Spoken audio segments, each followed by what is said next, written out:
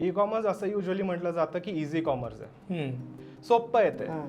आणि बरेचसे नवीन बिझनेसेस जे येतात त्यांनासाठी काय लागतं, ह्याच्यासाठी एक वेबसाईट लागते, एक प्रॉडक्ट पाहिजे काहीतरी आपल्याला, ते तिथे लिस्ट करायचं आहे, सेल तर येऊनच जाईल आपल्याला. बट तसं नाही आहे. तू प्रॉडक्ट दाखवतोयस तेव्हा एक्सपिरियन्स क्रिएट करावा लागतो, तू वेबसाईटवर जाऊन ते बाय करतोयस तेव्हा एक्सपिरियन्स क्रिएट करावा लागतो. साधी गोष्ट आहे की साधा मी ब्लॅक बॅकग्राऊंडवरचा प्रॉडक्टचा फोटो टाकणं किंवा एखाद्या मुलीने ते कानात घातलेला गळ्यात घातलेला फोटो टाकणं, ह्याच्यामध्ये पण एक्सपिरियन्स डिफरन्स आहे. बरोबर. त्यामुळे माझ्यासाठी सगळ्यात महत्त्वाचा भाग आहे की एक्सपिरियन्स क्रिएट करणं, आणि मग तो प्रत्येक लेवलला ई कॉमर्सच्या करावा लागतो. आणि यू शुड नेवर कम्पेअर की तुम्ही जे 10-15 वर्ष रिटेलमध्ये किंवा ऑफलाईनमध्ये जे काय तुम्ही बिझनेस केला आहे तो तुम्हाला इन्स्टंटली ई कॉममध्ये येणारे पहिल्याच वर्ष, आणि तशाच पद्धतीने त्याच मार्जिन्सवरती नाही येणार. ते एका लिमिटपर्यंत मी ऑर्डर पॅक करते, मी फोटो काढते, मी अपलोड करते, हे आपण करू शकतो. एका पॉईंट नंतर वेबसाईटवर प्रॉडक्ट अपलोड करायला एक माणूस किंवा टीम, प्रॉडक्ट पॅक करायला एक माणूस किंवा टीम, प्रत्येक पॉईंटला ई कॉमर्सच्या तुला माणूस किंवा टीम ऑफ पीपल लागतात, आणि ती कॉस्ट तुला पकडायला लागते. तर एका मुलीचा बिझनेस होता आणि वर्षाचा टर्नओव्हर 25 लाखाच्या वरचा टर्नओव्हर असलेली मुलगी होती आणि हडपसरमध्ये राहते. आणि तू जर बिझनेस ऐकशील तर सगळा व्हॉट्सॲपवर बिल्ड केलेला बिझनेस. तिचा बिझनेस काय आहे, ती गावात जाऊन काही जिथे होलसेलमध्ये फुलं मिळतात, छोटी आर्टिफिशियल फुलं, ती नुसती फुलं विकत घेते, त्याचे हार आणि त्याचे असे डेकोरेशनला मागे लावायचे पडदे आणि असे ती फुलांपासून बनवते. आणि हे ती व्हॉट्सॲपवरती तिच्याकडे 1500च्या वर क्लायंट. वाव.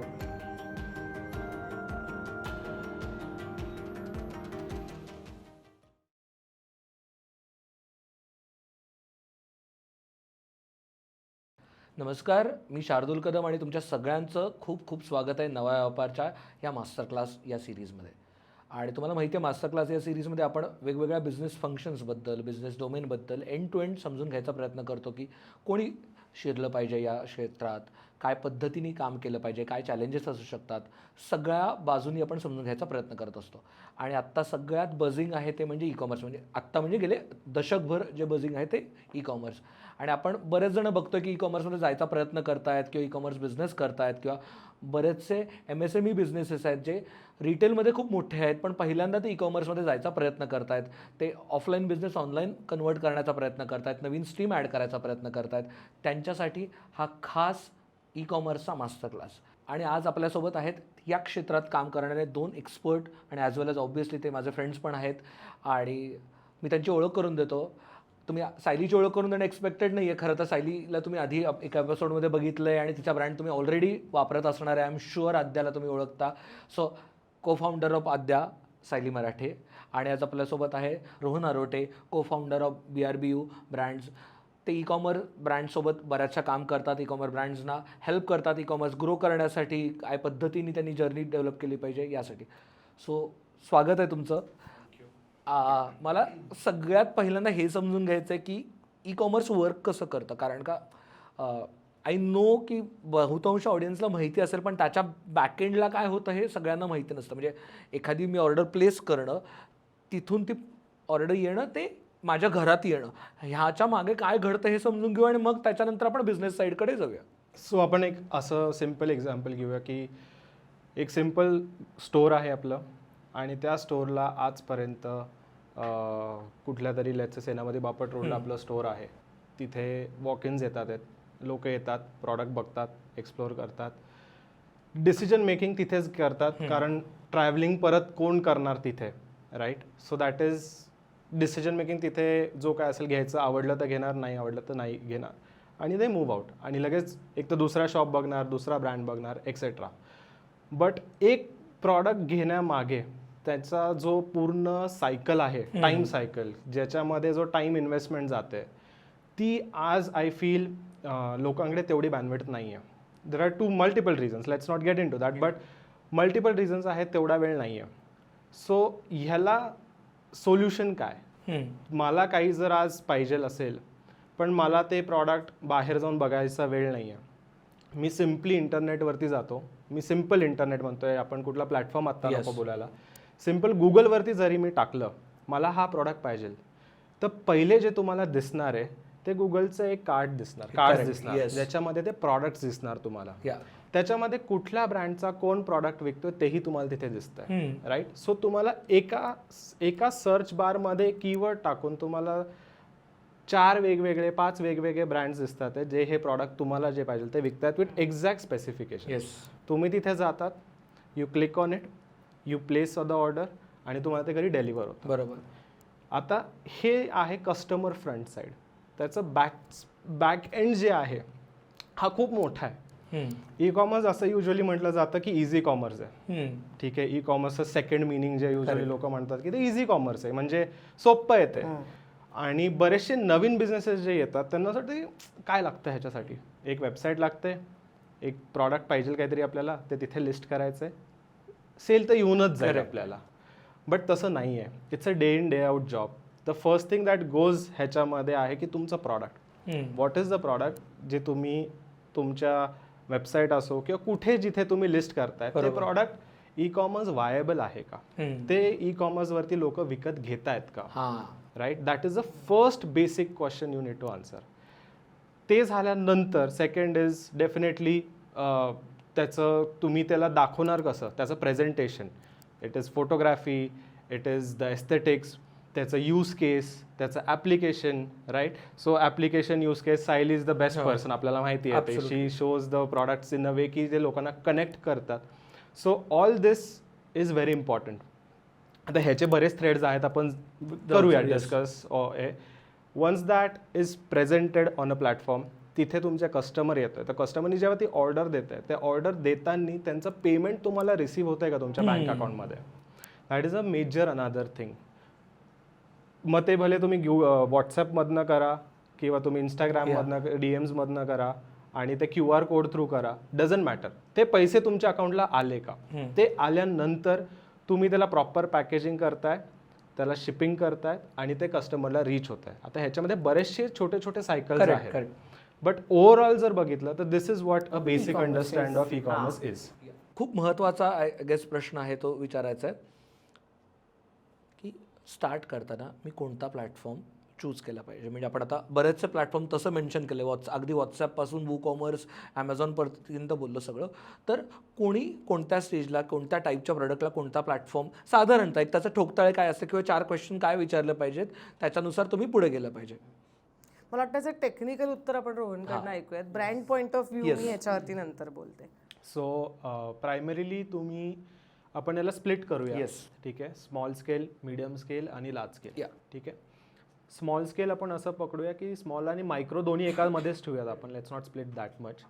सो प्रायमरीली जो स्मॉल स्केल आणि मायक्रो स्केलचे जे आहेत किंवा someone who is just starting out, तुम्ही आधी अंदाज घ्या की तुमच्याकडे फंड्स किती आहेत आणि कसे आहेत आणि तुमचं त्याचं युटिलायझेशन कसं होणार आहे.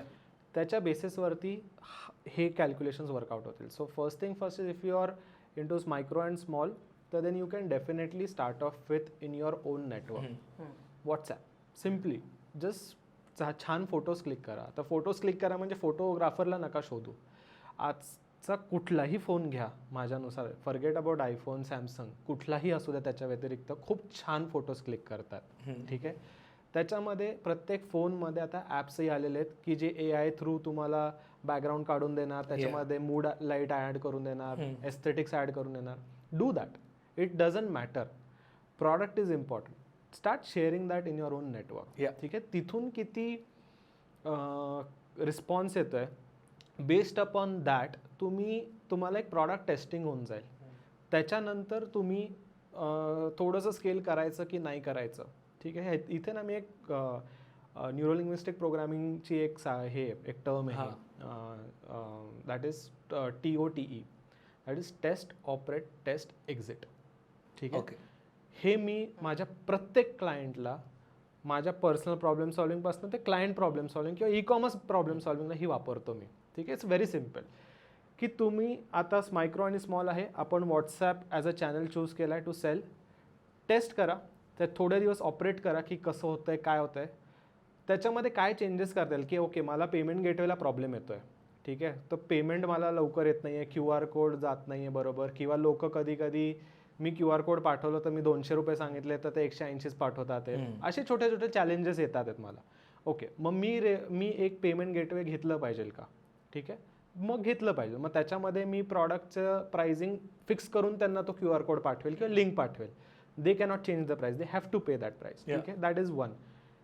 ह्या केसेसमध्ये व्हॉट्सॲप एक झालं तुमचं. त्याच्यानंतर यू कॅन स्टार्ट की जर तुम्हाला असं वाटतं की थोडा चांगला रिस्पॉन्स येतो आहे, सोशल मीडिया तुम्ही इंटिग्रेट करतायत, सोशल मीडियावरती तुम्ही हे प्रॉडक्ट्स पुट आउट करतायत, छान कॉन्टेंट क्रिएट करतायत आणि त्याला तुम्हाला रिस्पॉन्स येतो आहे, मग तुम्ही थोडंसं वेबसाईटला मूव्ह होऊ शकतात rather than directly jumping on the website. ठीक आहे, वेबसाईटला मूव्ह झाल्यानंतर थोडंसं तुम्ही बघा ट्रॅक्शन कसा येतो आणि किती येतो, ऑर्गॅनिक वर्सेस पेड ट्रॅफिक. मग तुम्ही त्याच्यासाठी कुठलाही टाईप ऑफ मार्केटिंग कॅम्पेन करता, an number of it, right.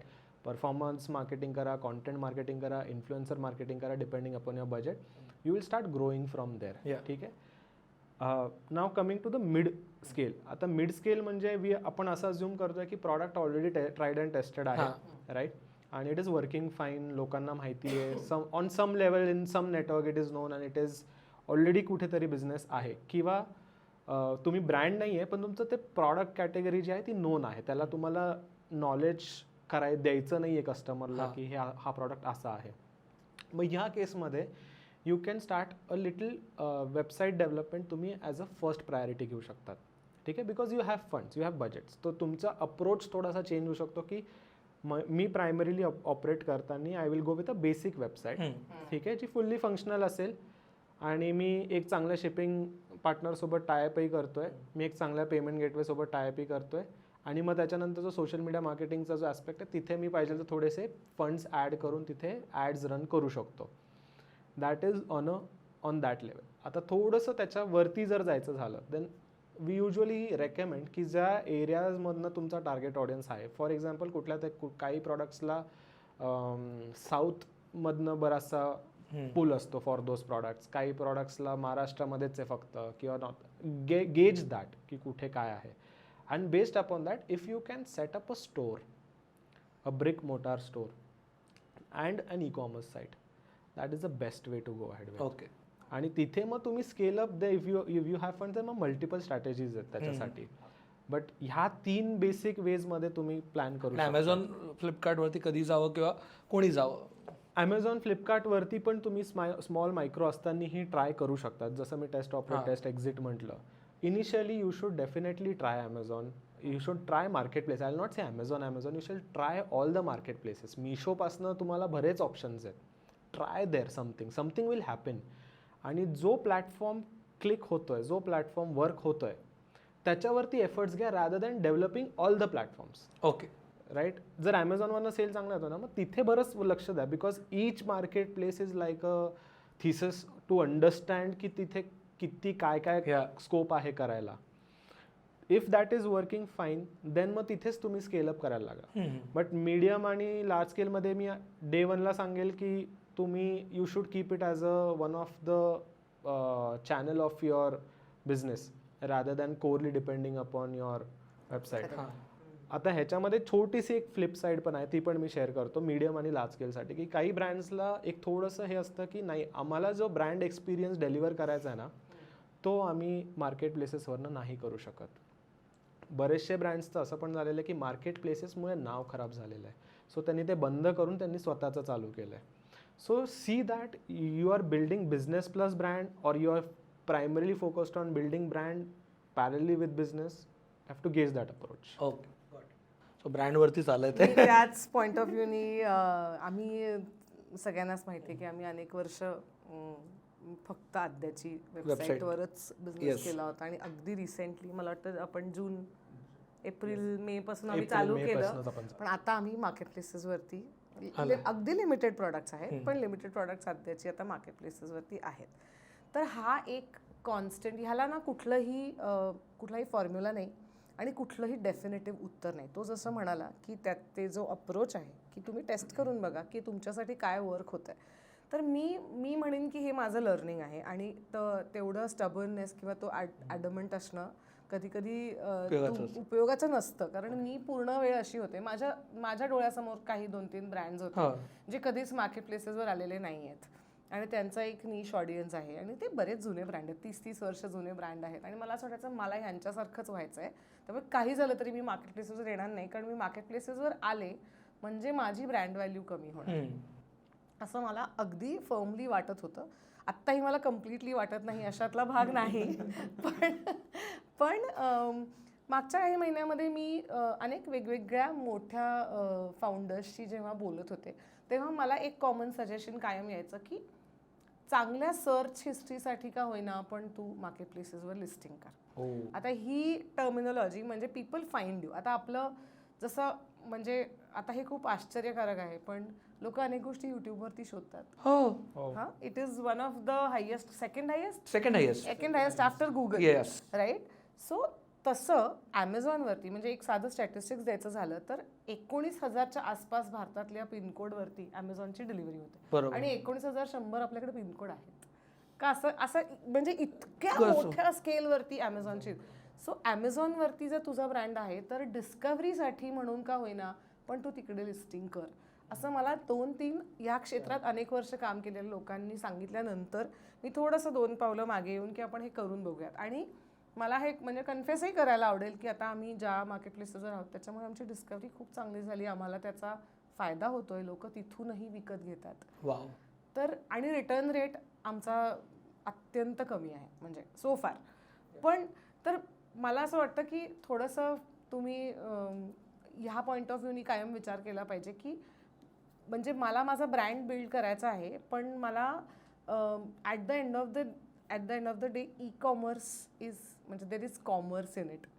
तर त्यामुळे तुम्हाला ग्रोथचा विचार हा म्हणजे इनेटली केला पाहिजे आणि त्यामुळे ते हँड इन हँड करायला पाहिजे. मला वाटतं की ब्रँड आणि बिझनेसचा बॅलन्स ह्याला मला फाइंड आउट करायला थोडासा वेळ लागला कारण मी खूप जास्त ब्रँडिंगवरती फोकस करत होते की मला काही झालं तरी मी ॲमेझॉनवरती आद्या कसं असेल, हा माझं कायम म्हणलंही असेल, कदाचित आपल्या बोलण्यामध्येही म्हणलं असेल.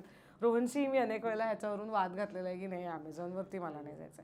पण इव्हेंच्युअली मी त्याला सरेंडर केल्यानंतर मला असं वाटतं की नाही म्हणजे त्याच्याने माझी ब्रँड व्हॅल्यू कमी झाली का, तर अजिबात कमी झाली नाही. हे काळजीपूर्वक करावं लागेल. मी सगळी माझी 1,800-2,000 प्रोडक्ट त्याच्यावर टाकू शकणार नाही, हे त्याचे माझे लिमिटेशन्स राहतील. किंवा काही काही स्टेट ऑफ आर्ट प्रोडक्ट्स ही माझ्या वेबसाईटवरच असतील, ती ॲमेझॉनवर जाणार नाहीत. पण ॲट द सेम टाईम माझी ब्रँड डिस्कव्हरी ज्याच्यासाठी मी एखादं ॲड कॅम्पेन केलं असतं ते पैसे मी ॲमेझॉनवरती इन्व्हेस्ट केले. असे छोटे छोटे ट्विक्स तुम्हाला ॲज अ ब्रँड ओनर करावे लागतात आणि ते मला वाटतं छोट्या स्केलपासून सगळ्यांनी ओपन माइंडेड असलं पाहिजे for every platform. Great. So आता इमॅजिन करूया की माझ्याकडे प्रोडक्ट आहे, माझं प्रोडक्ट रेडी आहे आणि आता आपण घेऊया की माझंच प्रोडक्ट किंवा माझं इरसाल मसाला नावाचा मसाला प्रोडक्ट आहे. काही प्रश्न आहेत मला पडलेले की त्याचं ती डिलिव्हरी कशी असली पाहिजे, त्याचं पेमेंट कसं रिसीव्ह करायचं आणि त्याचं कम्युनिकेशन कसं करायचं, ह्या गोष्टी कशा ठरवल्या पाहिजेत. बरोबर. सो प्रायमरीली आता सपोज आपण मसाले बघतोय, आम्ही ॲक्च्युली काही मसाले ब्रँडसोबत काम करतोय ई कॉमर्समध्ये आणि we are seeing both the sides of it. एक आहे त्यांचा retail and distribution, the other आहे the e commerce and we are very much introduce to both these channels very closely आणि closely we are monitoring working. ह्याच्यामध्ये एक मसाला हा need आहे, ठीक आहे, डेली कन्झम्पशनचा प्रॉडक्ट आहे, हा वॉन्ट नाही आहे. कुठलाही प्रॉडक्ट जर नीड असेल आणि तो डेली यूज त्याचा युसेज जर असेल, मसाला फॉर एक्झाम्पल सिम्पल मसाला असू द्या, तो तुम्ही ऑनलाईन जर विकायचा प्रयत्न करतायत तर तुम्हाला तुमच्या कस्टमरची सायकोलॉजी समजली पाहिजे की तो कस्टमर तुमच्याकडनं मसाले का घेईल. Right, first thing. तर आपण असं म्हणूयात की तुमच्या कस्टमरची एक फॅन फॉलोइंग आहे, like customer loves your brand, ठीक आहे, लेट्स चेक दॅट की एक आपल्याकडे ऑलरेडी एक कस्टमर बेस आहे. नाव सेकंड इज जर माझ्याकडे मसाल्याचं थिंग की जे आपण रेग्युलर किचनमध्ये वर्किंगमध्ये वापरतो, तर आपल्याला एक कळतं की आता 1-2-3 दिवसात आपला मसाला संपणार आहे. एवढं तर whoever is cooking in the house knows की हे एवढ्या दिवसात आपलं हे संपणार आहे मसाले. सो ते आपण कुठून ऑर्डर करायचे, एक तर स्वतः जाऊन घ्यायचं, त्याची ॲक्सेसिबिलिटी आहे का नाही for that customer. Second is तुमचे प्रॉडक्ट त्या पर्टिक्युलर रिजनमध्ये खरंच अवेलेबल असतील रिटेलमध्ये, तर मी अपफ्रंट सांगेल तुम्ही ते ई कॉमर्स बंद करा त्या एरियासाठी. बिकॉज तुम्ही एक्झिस्टिंग रिटेल डिस्ट्रीब्युटर्सचा बिझनेस हॅम्पर Yes. करता. बट तुमची रिचेबिलिटी जर नसेल कुठल्या एरियामध्ये, retail distribution is technically not possible. त्या सिटीज किंवा त्या रिजन्स किंवा त्या पिनकोड्सला तुम्ही ॲज अ प्रायमरी फोकस ठेवा, राईट. सो दॅट, आणि त्याचा डिलिव्हरी टाईमलाईन त्याची, की मला जर 2-3 दिवसामध्ये माझा मसाला संपणार आहे, तर तो माझ्याकडे डिलिव्हर कधी व्हायला पाहिजे. So as a brand, as a e-commerce business owner, आपला एक अँगल असा पाहिजे की माझी डिलिव्हरी सायकल किती मोठी आहे, राईट. ऑर्डर आल्यानंतर मी किती इमिडिएटली शिप करू शकतो, बिकॉज माझा प्रॉडक्ट असा नाही की जेव्हा रीच होईल तेव्हापासून ते सुरू करते. बरोबर. आणि मसाले असे आपण बाहेर घ्यायला गेलो तर असं नाही ना की मला 2 दिवसाचा मसाला द्या, तसं तर होत नाही.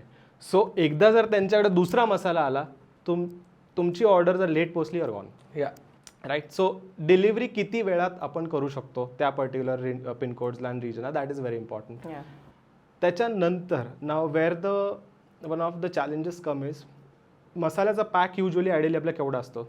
आता जर आपण MDH आणि त्या टाईपचा घेतला तर एवढा पॅक असतो, 100 पण दीडशे 100 ग्रॅमचा असतो. 100 ग्रॅम, आणि जर 150 ग्रॅम घरगुतीवाला असेल तर ते ब्राऊन पॅकेट येतं, ते एवढं असं असतं. बरोबर. अर्धा किलोचा एक जर असं पकडला तर एवढा असणार, ठीक आहे. आता ह्याच्यामध्ये सर्वात मेजर प्रॉब्लेम होतो, what is the price of this मसाले? अंदाज सांगा. I don't want your brand rate, पण एक अंदाज मसाले. अर्धा किलो असेल तर 400 रुपये वगैरे असतं, आणि 100 ग्रॅम असेल तर 100-125 रुपये असतं. बरोबर. सर 400 रुपये आज त्याची प्राइस पकडू आपण. आता हा मसाला आपल्याला जेव्हा डिलिव्हर करायचा आहे, the first challenge that comes is की तुम्हाला तो डिलिव्हर करायला कॉस्ट किती पडणार आहे. That is where your box size comes in to picture. That is a volumetric weight. किलोवरती विकणं इज डिफरंट आणि व्हॉल्युमेट्रिक वेटवरती विकणं इज डिफरंट. हे काय असतं, कारण का सगळीकडे हेच बोललं जातं की व्हॉल्युमेट्रिक. सो व्हॉल्युमेट्रिक बेसिकली एक कॅल्क्युलेशन आहे. त्याचं कॅल्क्युलेटर कुठेही तुम्ही गुगलवरती जा, तुम्हाला आपण लिंक टाकू खाली, लिंक टाकून देऊ, किंवा त्याचं कॅल्क्युलेशन हे सिम्पल कॅल्क्युलेशन आहे. सो तुमचे length, width, breadth of your box, ठीक आहे, त्याचं जे काय मल्टिप्लिकेशन येईल divided by 5000 is your volumetric weight. Okay, ठीक आहे. फायनल बॉक्स ते तुझं प्रॉडक्ट आहे ते आता डिलिव्हरीचा बॉक्स, डिलिव्हरीचा तुमच्या हातात प्रोडक्टचं नाही. मिळणार. आता ह्याच्यामध्ये तुम्ही त्याला बबल रॅपिंग करताय, किंवा तुम्ही त्याला एक्स्ट्रा रॅपिंग अजून काय करतायत फॉर सेफ्टी रिझन्स. त्याच्यानंतर तुम्ही वरती काय लेबल्स लावतायत किंवा अजून काही कार्ड्स लावतायत, एनिथिंग. फायनल जो बॉक्स तुम्ही हँड ओव्हर करणार आहे तुमच्या डिलिव्हरी पर्सनला, जो डिलिव्हरी घेऊन जाणार आहे, त्या बॉक्सचं लेंथ, ब्रेथ आणि हाईट ह्याला मल्टिप्लाय करून डिवायडेड बाय 5000 जे येईल ते तुमचं व्हॉल्युमेट्रिक वेट असणार आहे. आता ह्याच्यामध्ये इश्यू कुठे होतं मी सांगतो. आपण बोललो 500 ग्रामचा अर्धा किलो, पण जर त्याची साईज जर अंदाजे जर आत्ता जर मी एक कॅल्क्युलेशन केलं तर ऑन अन ॲव्हरेज त्याचा volumetric weight will be not less than 1.2 to 1.3 kgs. Right. आता आपण ते ट्राय करू शकतो. जो 500 ग्रामचा प्रॉडक्ट जो 500 ग्रामच्या रेटने जायला पाहिजे तो 500 ग्रामच्या रेटने नाही जाणार. तर 1 किलो ते 1.5 किलोचा जो स्लॅब आहे त्या रेटमध्ये जाणार आहे, राईट. सो आता त्याची जी शिपिंग फीज आहेत ते पिनकोडवरती डिपेंड होणार. 100-200 जे काही जिथे कुठे तुम्ही डिलिव्हरी करणार, तर ऑन अन ॲव्हरेज आपण असं बघूया 100 ते 120 रुपये ऑन अन ॲव्हरेज ह्याला लागतात, जे आम्हाला माहिती आहेत आणि जे आम्ही डेली डील करतो. तर ह्या पर्टिक्युलर व्हॉल्युमेट्रिक वेटला जवळजवळ 100 ते 120 रुपये लागतात. आता फर्स्ट क्वेश्चन इज 400 रुपयाचा जर प्रॉडक्ट असेल तुमचा, 400 रुपयामधनं हे 120 रुपये is as good as how many percent, more than like 20-25%. तो तुम्ही हे शेल आउट करू शकतात का out of your pockets, right. त्याच्यानंतर अजून तर बाकीचे जे एक्सपेन्सेस आहेत forget that, right. If you can shell out that then it is for you, right, की तुम्ही हे विकू शकतात ऑनलाईन. मग आता हे प्लॅटफॉर्म कुठले जायचे, कारण प्लॅटफॉर्मचे वेगळे कमिशन्स येतात. स्वतःची वेबसाईट असेल तर त्याचा वेगळा मेंटेनन्स आहे, त्याची पण कॉस्ट तुम्ही जोडणार per order wise, right. Payment gateway 2%. Even प्लॅटफॉर्मवरती ज्या तुम्ही जातात त्यांचे 2% असतात, किंवा रेफरल फीज असतात, कमिशन्स असतात. त्या multiple tiers that you need to understand. Net तुमची जी कॉस्ट तुम्हाला पडतीये shipping from order, accepting the order, और I would say acquiring the client customer to the delivery, the door delivery, आणि त्यानंतरही एक स्वीट काय म्हणतात त्याला, एक स्वीट स्पॉट पाहिजे, स्वीट स्पॉट काय पाहिजे, किंवा एक थोडंसं आय वुड से की इट इज, जर कस्टमरला नाही जर तो प्रॉडक्ट प्रॉपर पोहोचला तर एक खूप छान शब्द आहे जो लोकांना आवडत नाही, कुठल्याच ई-कॉमर्स ब्रँड ओनरला आवडत नाही, RTO. तो कोणालाच नाही. RTO म्हणजे return return to origin. Return to origin. म्हणजे तो प्रॉडक्ट तुम्हाला परत आणायचा. त्याचा इंटरेस्टिंग गोष्ट अशी आहे की तुम्ही डिलिव्हरीचे पैसे भरले, ते त्यांना पोहोचले, ते डिलिव्हरी त्यांना नाही आवडला, ते परत यायचे पैसे आपल्यालाच भरायचे, कस्टमरला नाही भरायचे. तर ही सगळी कॉस्ट कन्सिडर करून नेट तुम्हाला तो प्रॉडक्ट कितीला विकतोय आणि त्याच्यावरती तुमचे मार्जिन्स तुम्ही कमवू शकतायत, नाही कमवू शकत आहेत, you have to take that call there. बापरे. आता तुमच्यासारख्या प्रोडक्टला जेव्हा हो. The product value is high, म्हणजे जेव्हा एस्पेशली ज्वेलरीसारखा प्रोडक्ट आहे, तेव्हा व्हॉल्युमेट्रिक वाईज तसं ते फार हेवी नसणार आहे, म्हणजे मोठं नसणार आहे पॅकेजिंग, पण ते सेफली पोचणं, त्या डिझायर्ड प्रीमियम क्वालिटीत पोचणं, ह्याच्यासाठी तुम्ही कसा विचार केला?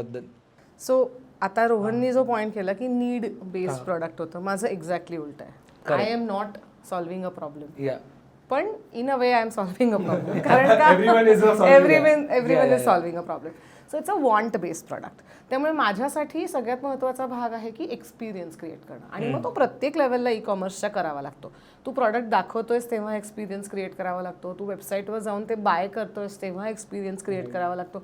साधी गोष्ट आहे की साधा मी ब्लॅक बॅकग्राऊंडवरचा प्रॉडक्टचा फोटो टाकणं किंवा एखाद्या मुलीने ते कानात घातलेला, गळ्यात घातलेला फोटो टाकणं, ह्याच्यामध्ये पण एक्सपिरियन्स डिफरन्स आहे. बरोबर. तर तिथपासून ते पॅकेजिंग करताना, आणि आता तर आपल्याला इतके बजवर्ड्स आहेत आपल्याला आता, आपण आणि ई कॉमर्स असल्यामुळे खूप इंग्लिश बजवर्ड्स येतील, तर आपण लोकांना ही रिक्वेस्टच करूयात की हे तुम्ही गुगलमध्ये टाकून बघा, तुम्हाला ह्याचे अर्थ मिळतील. कारण खाली आपण टाकू त्याच्यासाठी मराठी वर्ड्सच नाही, त्याच्यामुळे म्हणजे जसं तुम्ही आता आरटीओ म्हणालात, किंवा आता आमच्यासाठी आहे की सस्टेनेबिलिटी, म्हणजे हा पटकन बोलताना म्हणाला बबल रॅप. तर आमच्यासारखा ब्रँड जो एक्सपिरियन्स क्रिएट करतो, जो म्हणतो की आमचं प्रीमियम ज्वेलरी आहे, जे निश आहे, तिकडे सस्टेनेबिलिटी ही खूप महत्त्वाची असते. तर आम्ही बबल रॅप न वापरता प्रॉडक्ट पाठवू शकत नाही, कारण आमचं प्रॉडक्ट तुटेल, पण आम्हाला ते ऑनलाईन पाठवायचं पण आहे. सो आम्ही आता ब्राऊन पेपरचा, रिसायकल्ड पेपरचा मेश जो असतो त्याचा वापरतो. सो हे एक्सपिरियन्स बिल्डिंग तुला प्रत्येक छोट्या छोट्या छोट्या छोट्या लेवलवरती क्रिएट करत राहावं लागतं, आणि हा आमच्या ई कॉमर्सचा पार्ट आहे की तुझा ब्रँडची जी तू, कारण इथे कसं आहे की म्हणजे मसाल्याचाही ब्रँड खूप महत्त्वाचा आहे, नाही अशातला भाग नाही अर्थात, पण त्याला एक रिपीट व्हॅल्यू आहे. म्हणजे मला एखाद्या ब्रँडचा कांदा लसूण मसाला आवडला, तर जोपर्यंत मला काहीच पर्याय नाही तोपर्यंत मी तो चेंज नाही करत. बरोबर. मग तो मी ई कॉमर्सवर घेईन किंवा प्रत्यक्षात जाऊन घेईन, ते माझ्या कन्व्हिनियन्सवरती अवलंबून आहे. पण तसं माझ्या ब्रँडचं नाही आहे. मला असं आहे की मला ते तुमच्या आतमध्ये जनरेट करायचं, माझ्याकडे हे पाहिजे, आणि ते मला प्रत्येक लेवलवरती पाहिजे. मी एक विचित्र प्लास्टिकच्या पिशवीत भरून काहीतरी पाठवलं तर लोकांना असं होईल की अरे म्हणताना तर इतकं छान दाखवलं होतं आणि आता हे काय पाठवलं. तर मला तो बॉक्स पण छान करायला पाहिजे, मला ते सगळंच, म्हणजे ते कुठल्याही पॉईंट ऑफ व्ह्यूनी तो एक एक्सपिरियन्स एंड टू एंड ई कॉमर्सवरती तुम्हाला ब्रँड बिल्डिंगचा महत्त्वाचा भाग हा ई कॉमर्सचा एक्सपिरियन्स क्रिएट करणं वॉन्ट बेस्ड प्रॉडक्टसाठी फॉर शुअर व्हॅलिड आहे. खरंच. आता मला लक्षात येतं की बरेचसे कंपोनंट्स कानावरती पडत आहेत, तर आपण असं करूया का की उलट एक घेऊया की आता मला फॉर एक्झाम्पल ही डायरी मागवली ॲमेझॉनवरनं किंवा वेबसाईटवरनं, आणि मला 700 रुपयाला ही डायरी आली, तर वेन आय रिसीव्ह इट 700 आणि 700 रुपये कोणाकडे मिळाल, तर त्या 700चं ब्रेकडाऊन करूया आपण, म्हणजे ते सोपं पडेल. मला वाटतं की युनिट इकॉनॉमिक्स, कारण माझा फेवरेट शब्द आहे, जोपर्यंत युनिट इकॉनॉमिक्स आपल्याला सॉल्व्ह होत नाही तोपर्यंत काहीच, म्हणजे बॅलन्स शीटवरती गोंधळ. बरोबर आहे. सो मला वाटतं की त्याच्या प्राईस ब्रेकडाऊनमध्ये कमीत कमी 5 गोष्टी खूप महत्त्वाच्या आहेत. पहिली गोष्ट अर्थात तुझी मॅन्युफॅक्चरिंगची जी काही कॉस्ट असेल ती आहे. दुसरी ते लोकांपर्यंत पोचवण्यासाठी एक अलाइड कॉस्ट आपण म्हणूयात, म्हणजे तू एक जाहिरात दाखवली असेल, कुठेही असेल, कुठल्याही सोशल मीडिया प्लॅटफॉर्मवर असेल, ॲमेझॉनवर कुठेही असेल, एक जाहिरात दाखवली, त्या अलाइड कॉस्टमध्ये येणारे तुझी प्लॅटफॉर्मची फी, तू ॲमेझॉनला जे कमिशन देशील किंवा तू कुठली वेबसाईट तयार केलीस त्या कंपनीला तू जे कमिशन देशील ते, आणि तुझ्या पेमेंट गेटवेची फी आली. सो ही एक फी आली, ज्याला आपण म्हणूया सर्व्हिस फी आहे, ही तुझ्या ई कॉमर्सच्या तुला मिळालेल्या सर्व्हिसेसची फी. तिसरा पेमेंटचा हे आहे, जेव्हा मी आद्या म्हणून वेबसाईट तयार करते, पण मी एक्सटर्नली रोहनसारख्या एका ब्रँडचा किंवा कंपनीचा उपयोग करून घेते माझं ई कॉमर्स डेव्हलप करायला. मग ते अनेक लेवलवर असेल, ती ॲड एजन्सी असेल, ती ई कॉमर्स, आपण ई कॉमर्स एजन्सी असं म्हणू शकतो ॲक्च्युली, तुझ्या कंपनीचं ई कॉमर्स एजन्सी असेल, तर ती एक कॉस्ट झाली. ही झाली तिसरी कॉस्ट. चौथी कॉस्ट जी आजच्या जगामध्ये खूप महत्त्वाची आहे ती म्हणजे लॉजिस्टिक्स, पॅकेजिंग Yes. आणि RTO. आपण जे मगाशी म्हणालो होतो, Delivery. माझ्यासारखा ब्रँडला RTOला स्ट्रगल करावं लागतं. कारण का काय होतं की मी समजा एक कमीत कमी प्रॉडक्ट, प्राईसवालं प्रॉडक्ट जर मी पाठवलं आहे तर माझा RTOची किंमत ही माझ्या प्रॉडक्टच्या 30% जर झाली तर ॲमेझॉन आणि मिंत्रा किंवा अशा लेवलच्या मोठ्या ब्रँड्सना हे RTO अफोर्ड होतं आणि तरीही त्यातले अनेक जण अनेक वर्ष लॉसेसमध्ये असतात. हो. तरीसुद्धा ते RTO अफोर्ड, पण त्याची सवय लागते आणि ते छोटे ब्रँड्स अफोर्ड नाही करू शकत बरोबर. आणि तिथे खूप स्ट्रगल व्हायला लागतं. सो लॉजिस्टिक्स, पॅकेजिंगची आपण चौथी कॉस्ट म्हणूयात. आणि पाचवी कॉस्ट जी आपण जनरली सगळेजण खूप ओव्हरलुक करतो ती कॉस्ट अशी असते की वर्षानुवर्ष एका प्रॉडक्टची किंमत सेम तुम्ही ठेवू शकत नाही. सो इन्फ्लेशन आपण खूप वेळेला लक्षात घेत नाही. हा जो पाचवा खूप महत्त्वाचा फॅक्टर आहे आणि आम्हाला खूप म्हणजे मी तुला सांगते, आम्ही जेव्हा चालू केलं तेव्हा चांदीची किंमत ही 34 रुपये ग्रॅम होती. आज चांदी ही 87 ते 95 रुपये ग्रॅममध्ये फ्लक्च्युएट होते आणि जर मी कुडीची किंमत मागच्या 9 वर्षात 2 वेळा वाढवलेली आहे, त्या दोन्ही वेळेला मला खूप उत्तर बॅकलॅश नाही आला. मी बॅकलॅश नाही म्हणणार, पण उत्तरं द्यावी लागतात आणि राईटली सो. कारण समोरचा माणूस म्हणजे हे विचारणं साहजिक आहे कारण तो तुमच्याकडनं प्रॉडक्ट विकत घेतोय. पण ही over the years selling the same products ह्याची पण तुला एक किंमत देत राहावी लागते. मग मी साधं तर रस्त्यावर आपण जे काही जंक फूड खातो, कच्ची दाबेली, माझ्या मेमरीमध्ये मी जेव्हा पहिल्यांदा कधी खाल्ली तेव्हा ती 2.5 रुपयाला मिळायची. तुम्हाला आठवते का नाही मला माहित नाही, पण 2.5 रुपयाला मिळायची. आज 10 रुपयाला मिळते किंवा 20 रुपयाला मिळते. हा क्लिअरली. तर मी म्हणते की हे आपण कन्सिडर नाही करत. कन्सिडर करायला पाहिजे. ई कॉमर्सच्या ज्या 5 मला वाटतात की खूप कॉस्ट्स आहेत त्याच्यामध्ये आपण हे कन्सिडर करायला पाहिजे. ह्यातून मी इन्फ्लुएन्सर मार्केटिंग, जाहिरातीसाठी घेतलेला चेहरा वगैरे या गोष्टी मी ॲडव्हर्टायझिंगच्या अंडरच कव्हर केलेल्या. आता अलाइड कॉस्ट वरतीच मी डबल क्लिक करेन कारण का ती सगळ्यात तो म्हणजे तो मेजर हे आहे, बर्मुडा ट्रायंगल आहे. त्याच्यात काय काय कॉस्ट येतात त्या कळतच नाहीत. म्हणजे लोकांना असं वाटतं की ठीक आहे माझं आता हे 40 रुपये काय ही डायरी 200 रुपयाला मॅन्युफॅक्चर होती, ॲमेझॉनचे 22% दिले, माझ्याकडे व्यवस्थित राहतोय प्रॉफिट. 22% 700चा 22% किती झालं, किती झालं, 150 रुपये दिले, 350 रुपये, वरचा 250 रुपये मला प्रॉफिट, असं नाही राहत ना. सो त्या अलाइड कॉस्ट काय काय असतात आणि त्या छोट्या किती असतात. म्हणजे पेमेंट गेटवेचे चार्जेस असतील, इन्व्हेंटरी कॉस्ट असेल, ई कॉमर्स कन्सल्टिंगचे असतील, जे काही शॉपिफायचे असतील जर स्वतःची वेबसाईट असेल तर. राईट. सो आता अलाइड कॉस्टमध्ये प्रायमरी लेट्स से आपण असं म्हणूया की आज आपण घरूनच एक काहीतरी बिझनेस चालू करतोय. ठीक आहे. आज जर मला घरातनं बिझनेस चालू करायचा आहे, माझा जो प्रॉडक्ट आहे तो प्रॉडक्ट आपण असं पकडूया की प्रॉडक्ट फायनल आहे आपला, डायरी. ठीक आहे. आता मला ती डायरी कोणाकडनं थर्ड पार्टी मॅन्युफॅक्चरनं मॅन्युफॅक्चर करून घ्यायची आहे, व्हाईट लेबलिंग करून घ्यायची, that is another question which Sayali has covered. ती माझ्याकडे आल्यानंतर मी ती ठेवणार कुठे? Right. The first thing logistics, की स्पेस, तुमची वेअरहाऊसिंग कॉस्ट.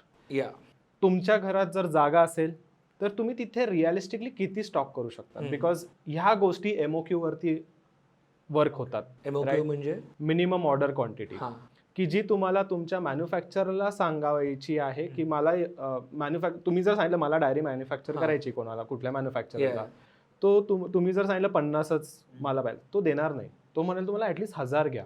त्याच्यामध्ये तुम्हाला काय कस्टमायझेशन करायचं असेल तर मग 5000 घ्या. अजूनही तुम्हाला काय त्याच्यामध्ये करायचं 10,000 मिनिमम क्वांटिटी घ्या. हे जेव्हा मॅन्युफॅक्चर होईल तुमच्याकडे डिलिव्हर होतं तर ते कुठे डिलिव्हरी घेणार? फर्स्ट कॉस्ट इज दॅट, की ते तुम्ही स्टोअर कुठे करणार. स्टोअर केल्यानंतर सेकंड इज की तुम्ही तिथे ती जी जागा आहे ती किती सेफ आहे. बरेचसे लोक ह्या गोष्टींना इग्नोर करतात. ई कॉमर्स आहे, मी कुठे पण काही पण ठेवलं स्टॉक, मला फरक काही नाही पडत आहे. कोणी माझं प्रॉडक्ट बघायला येत नाही की कुठे ठेवलंय, कसं ठेवलंय, काय ठेवलंय. तर ते सिम्पल कुठेतरी पत्र्याचं गोडाऊन घेणार, त्याच्यामध्ये सिम्पल रॅक्स, स्टीलचे रॅक्स टाकणार, त्याच्यावरती सगळं चढून देणार. कधी तिथे टेस्टिंग नसतं गेलं की पाणी तिथे येतंय नाही येतंय. सो ह्या गोष्टी छोट्या छोट्या कॉस्ट तिथे वेअरहाऊसिंगला तिथे आपण अलॉट करू. ठीक आहे. त्याच्यानंतर मी हा प्रॉडक्ट विकणार आहे माझ्या स्वतःच्या वेबसाईटवरती. Let's start with that. ठीक आहे. फर्स्ट प्रेफरन्स लोकांचा ॲमेझॉन किंवा स्वतःची वेबसाईट असते. ॲमेझॉन किंवा हे जे काही अदर मार्केट प्लेसेस आहेत, हे काही ॲडिशनल फीज लावत नाही तुम्हाला लिस्टिंगला. ठीक आहे, ते तुम्हाला ऑर्डर आल्यानंतर फीज लावतात. Listing is free. Listing is free, right. तुम्ही स्वतःही आज जा, you don't need an e-commerce consultant, you don't need anyone. तुम्ही तुमचा स्वतःचा रिसर्च करा, तुम्ही तिथे जाऊन लिस्टिंग करा, ते फ्री ऑफ कॉस्ट होऊन जाईल. ऑफकोर्स त्याचे ड्रॉबॅक्स पण आहे की ज्यांना प्रोसेस माहिती ते तुम्हाला क्विकर करून देतात, कारण त्याच्यात बरेचसे अप्रुव्हल प्रोसेस आहे, डॉक्युमेंटेशन प्रोसेस आहे, सर्टिफिकेशन प्रोसेस आहे. डिपेंडिंग अपॉन फूड आहे तर तुम्हाला फसाय लायसन्स लागतं, त्याचं एक डेक्लेरेशन लागतं. ज्वेलरी असेल तर तुम्हाला डिपेंडिंग अपॉन ज्वेलरीचं कॉस्ट किती आहे, कॉस्ट किती आहे, त्याचे प्युरिटी सर्टिफिकेट असतं, SGL सर्टिफिकेट असतात, GIA सर्टिफिकेट्स असतात ज्वेलरीला. सो हे तुम्हाला ॲप्लिकेबल आहेत की नाही. जर BIS is one of the mandate for jewellery, so हे तुम्ही तिथे करू शकतात की नाही करू शकत, ते तुम्हाला लागणार आहेत की नाही लागणार आहेत हे तुम्हाला तिथे कळेल. ते जर लागणार असतील, त्या सर्टिफिकेशनची एक कॉस्ट आली तुम्हाला, त्याच्याशिवाय तुमचं लिस्टिंग होणार नाही. ठीक आहे, ॲमेझॉन किंवा any other market place. Second is website. Let's say आपली स्वतःची वेबसाईट करायची. सो मग वेबसाईट कुठे करायची? मग तुम्हाला एका CMS प्लॅटफॉर्म म्हणजे कंटेंट मॅनेजमेंट सिस्टीम म्हणतो आपण, की बेसिकली साध्या भाषेत असं बोलायचं की त्यांनी तुम्हाला सगळं तयार करून दिलेलं आहे मॉड्यूल. ठीक आहे, सगळा ढाचा तो विक्स सारखा त्यांनी सगळा ढाचा तयार करून दिला आहे ई कॉमर्सचा, की ई कॉमर्सला लागणारं काय काय आहे.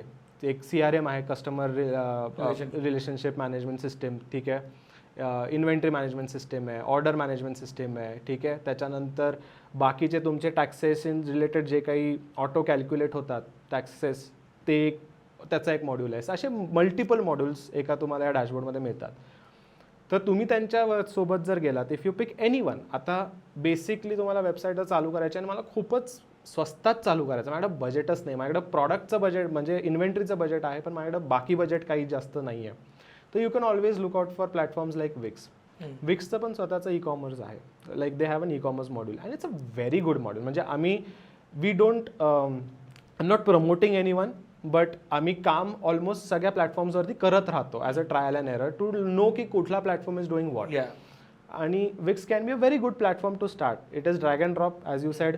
ई कॉमर्सचं एक मॉड्यूल ॲड केलं, सगळे मॉड्यूल येऊन गेले, तुम्ही तिथे फक्त एक सिम्पल पेमेंट गेटवेचे इंटिग्रेशन करा, सुरू झालं. विक्स चार्जेस अ ॲन्युअल फी. ठीक आहे, दॅट फी रेंजेस, इमॅजिन तुमची वेबसाईट तुम्ही जर स्वतःच जर केली तर तुमचे वर्षभराची subscription charges will be between 2,000 to 3,000 rupees. अगदीच स्वस्त, अगदीच स्वस्त, ते कोणीही करू शकतं चालू, राईट. त्याच्यानंतर आहे शॉपिफाय आहे, WooCommerce आहे, देन मल्टिपल अदर्स आहे. पण हे जे बाकीचे जे आहेत त्यांची एक कॉस्ट आहे, and that cost is a average. तुम्ही असं पकडा की वर्षाला you will be shelling out, जिथे तुम्ही ते 2,500-3,000-4,000 रुपये विक्सला देणार आहेत, तिथे तुम्ही शॉपिफाय, WooCommerce किंवा any other platform you will be shelling out somewhere around 24,000-30,000 depending upon your order volume हे. सो ती एक कॉस्ट तुम्ही कन्सिडर करू शकतात.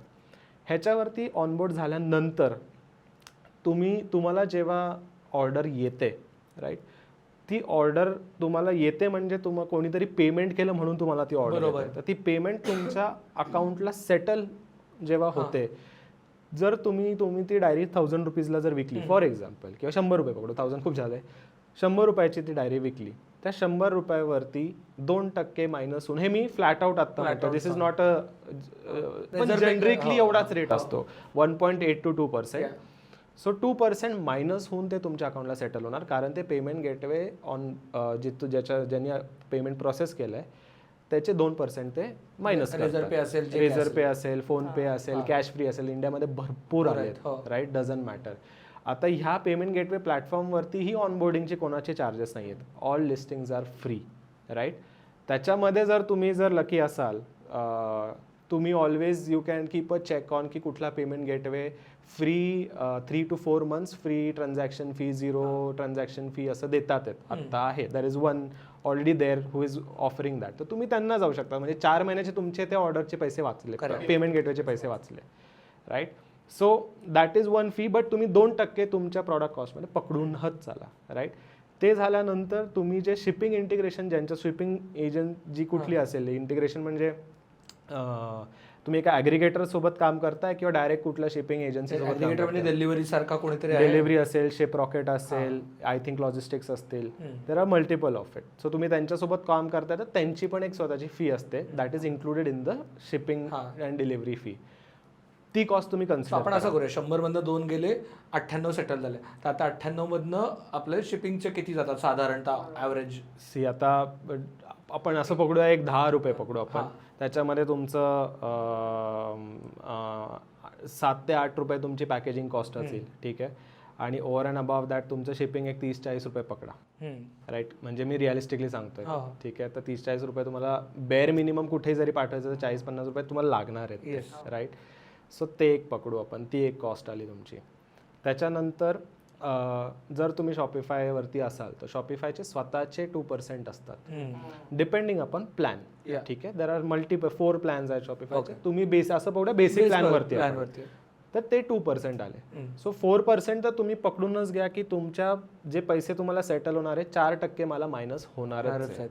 इथेच अर्ध्या ई कॉमर्स जे ॲस्पायरिंग ब्रँड्स असतात त्यांची धगधग चालू होती. 4% ह्याला गेले, बट ते मॅन्डेटरी आहे. आज तुम्हाला त्याच्याशिवाय ऑप्शन नाही आणि 4% हे मिनिमम आहे, मिनिमम आहे, ठीक आहे. आय वुड से मॅक्झिमम आहे, त्याच्यामध्ये कमी होईल, कमी होऊ शकतो. पण कमी म्हणलं तरी 3%, त्याच्या खाली नाही येणार. त्याच्या खाली तर नाही येणार. 3 ते 4% हे रेंज आहे. आम्ही युजली सांगताना कुठल्याही ब्रँड ओनरला जे स्टार्ट करतात ज्यांना नाही आहे माहिती, आम्ही त्यांना 5% तुम्ही धरून चला. कारण बरेचसे छोटे छोटे फीचर्स असतात की जर माझी डिलिव्हरी जर शिफ्ट झाली तर ऑटोमॅटिकली मला व्हॉट्सअपवरती मेसेज येणार, पैसे लागतात वरती, तर ते पण पर्सेंटेज मध्येच जातात. सो ते जर आपण ऍड ऑन बाकी ऍड ऑन हे बेसिक सांगतो आपण. ऍड ऑन तर मग खूपच ऍड ऑन बऱ्याच गोष्टी आहेत मग. बट हे जर ह्या 2-3 कॉस्ट जर आपण कन्सिडर केल्या पर्सेंटेज वाईज आणि फिक्स्ड कॉस्टमध्ये तुमची monthly fee, subscription fee of a platform, CMS platform किंवा वेबसाईटची किंवा सर्व्हरची फी, जे काय असेल ते, या 4-5 कॉस्ट जर तुम्ही कन्सिडर केल्या तर it is going to be okay की तुम्ही कुठेतरी अराईव्ह होऊ शकतात फॉर युअर युनिट. आणि हे सस्टेनेबल असतील. आणि ह्या कॉस्ट अशा नाही आहेत की ज्या आज आहेत उद्या नाही आहेत, उद्या काहीतरी वेगळाच झाला, ह्या अशा नाहीत. ह्या थोड्या स्टँडर्डाइज कॉस्ट आहेत. आणि कोणी असं रँडम लिहून म्हणणार नाही की आज तुम्ही 2% ना, आता मी तुम्हाला 4% लावतो. There is a control of government also. 2% zero देत असेल कोणीतरी ते सस्टेनेबल नाही. ते at some point of time ते चार्ज करतील. They have to also make business, right. पण एक छोटा पॉईंट त्याच्यात मी ऍड करते की हा जेव्हा आपण छोट्या स्केलचा किंवा घरगुती स्केलचा बिझनेस मी तसा चालू केला होता, त्यामुळे मी सांगू शकते की एका लिमिटपर्यंत मी ऑर्डर पॅक करते, मी फोटो काढते, मी अपलोड करते, हे आपण करू शकतो.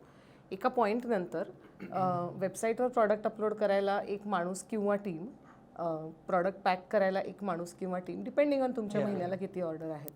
तर प्रत्येक पॉईंटला ई कॉमर्सच्या तुला माणूस किंवा टीम ऑफ पीपल लागतात आणि ती कॉस्ट तुला पकडायला लागते. पण असं नाही करू शकत तू की आज माझ्याकडे 100 लोक आली म्हणून त्या 100 लोकांची कॉस्ट ॲड करते.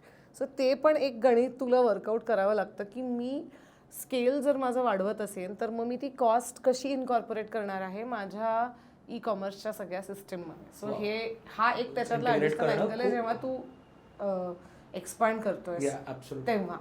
आणि सायलीने जे सांगितलं मी त्याच्यामध्ये एक थोडं इंटरप्ट करतो. एक कॉस्ट अजून एक ऍड केली पाहिजे, ती स्वतःची कॉस्ट आहे. ती बरेच बिझनेस ओनर्स करतात, सगळे एंटरप्रेनर्स विसरतात, फ्री काम करतात. मागच्याच एपिसोडला तुमच्या लक्षात असेल तर चकोर गांधी सर आले होते, ते त्यांची कॉन्सेप्ट आहे रोटी, रिटर्न ऑन टाइम इन्व्हेस्टेड. तुम्ही किती इन्व्हेस्ट केलाय टाइम, त्याची कॉस्ट. इमॅजिन जर शार्दूल बाहेर आता जॉब करत असता तर शार्दूलला काय बाबा XYZ सॅलरी मिळाली असती, ती सॅलरी ॲज अ कॉस्ट म्हणून धरली पाहिजे आपण. नाहीतर तुम्ही प्रॉफिटेबल नाही आहात. तुम्ही यू आर जस्ट सर्वायव्हिंग, तुम्ही चल रहा है. तुम्ही सगळ्यांचे सॅलरीज देतात, सगळ्यांना 2%, 4% सगळं देतात, स्वतःला काही देत नाही. आणि ते किती दिवस सस्टेनेबल, ते वर्ष 2 वर्ष चालेल, नंतर तुम्हाला लक्षात येईल की अरे एवढा सगळा बाहेर दिसताना दिसतंय 10 कोटीचा टर्नओव्हर, पण तुम्ही काहीच कमवत नाही आहात पर्सनली. आता मला सगळ्यात महत्त्वाच्या गोष्टीवरती यायचं की असं वाटतं नाही कॉमर्समध्ये मी लिस्ट केलं झाला विषय. आता हे सगळं माझं कॅल्क्युलेशन परफेक्ट आहेत, माझ्या डोक्यात आहेत. कारण मी स्वतः खाल्लेली माती आहे की मला माहिती आहे ना की माझं प्रोडक्ट 200 रुपयाला मॅन्युफॅक्चर होतं. मी रँडम नंबर्स होतं, 200 रुपयाला मॅन्युफॅक्चरिंग होतं आहे, 20 रुपये ह्याचे लागणार आहेत, 30 रुपये ह्याचे लागणार आहेत. मला व्यवस्थित 30% प्रॉफिट आहे. मला माहिती आहे व्हॉल्युमेट्रिक पॅकेजिंगचा पण विचार केला मी. पण आणायचे कसे कस्टमर तिथे. आणि ह्याच्या बाबतीत मला सायलीकडनं खूप समजून घ्यायचं, कारण का you have nailed it very beautifully. आणि rather you are I guess सगळ्यांसाठी केस स्टडी आहे तू. तर इफ यू कुड एनलाइटन अस.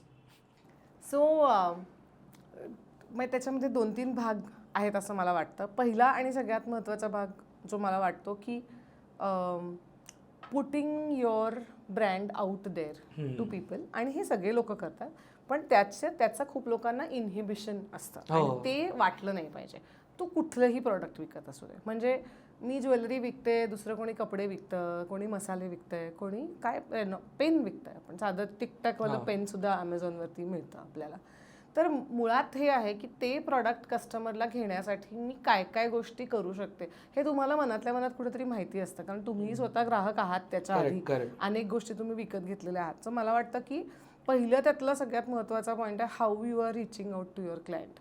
मग त्याचे खूप वेगवेगळ्या मेथड्स आहेत. त्याच्यामध्ये वर्ड ऑफ माउथ सगळ्यात पहिले आहे की मी तुला भेटले, मी तुला अरे मी नवीन काहीतरी चालू केलं ते तू बघ, ते तू हे. दुसरं तर सोशल मीडिया आहे, जो आपल्याकडे जे मला वाटतं की इतकं अजूनही मला असं वाटतं की खूप अंडररेटेड टूल आहे. कारण लोक खूप अजूनही म्हणताना असं म्हणतात की मी आठवड्याला एकच पोस्ट करू शकते, त्याच्यापेक्षा जास्त मला वेळ नाही आहे. तर मला असं होतं की तुम्ही जो वेळ ॲक्च्युली बाकी सगळं करण्यात घालवताय त्याच्याऐवजी जर तुम्ही रोज, आणि इट इज ॲक्च्युली घड्याळाचं 2 मिनिटं, जर तुम्ही एक ठरवलं की मी एक काहीतरी पोस्ट करेन, आणि आता काय आहे, आता एक खूप ॲस्थेटिकली सुंदर दिसणारे पोस्ट आणि हे सगळं आपल्याला सगळीकडे दिसत असतं, पण तू बिझनेस चालू केला असशील तर तेव्हा तुला जेवढं जमेल तेवढं चांगलं पोस्ट तू केलंस तरी सुद्धा ते लोकांपर्यंत पोचणार आहे. कारण का आपण रिकॉल हा शब्द खूप विसरतो. मे बी आज तुझं पोस्ट बघून तुझ्याकडून कोणी घेणार नाही तुझा माल विकत, पण त्याच्यानंतर कधीतरी त्याला ते आठवणार आहे की मी ते बघितलं होतं आणि मी ते घेईन. सो मला वाटतं की पहिला part is reaching out to your clients is extremely important.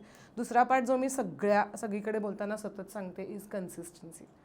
आणि ते करत राहायला पाहिजे. म्हणजे तू मगाशी ॲक्च्युली म्हणताना म्हणालास की तू नेल केलंयस, पण मी तुला आता जर तू माझी डायरी उघडून बघितलीस रोजची आमच्या कामांची, आणि शुभम आहे इकडे, तर तू बघितलीस तर त्याच्यामध्ये असं असतं की अरे हे आपलं का नाही होते, हे आपलं पोस्ट आज फ्लॉप का झालं, लोकांनी बघितलंच नाही. म्हणजे आज जेव्हा आमच्या 2.5-3 लाख म्हणजे ॲक्च्युअल फॉलोअर्स आणि रीच करोडमध्ये आहे त्या अकाउंटचा, तरी देखील आमचा रोजचा प्रॉब्लेम हाच आहे की आणखीन लोकांपर्यंत हे कसं पोचायचं आणखीन. तर ही कन्सिस्टन्सी मला वाटतं की तुम्हाला खूपच लॉंग टर्मसाठी खूप महत्त्वाची आहे. आणि तिसरी गोष्ट आहे की अर्थातच तुम्ही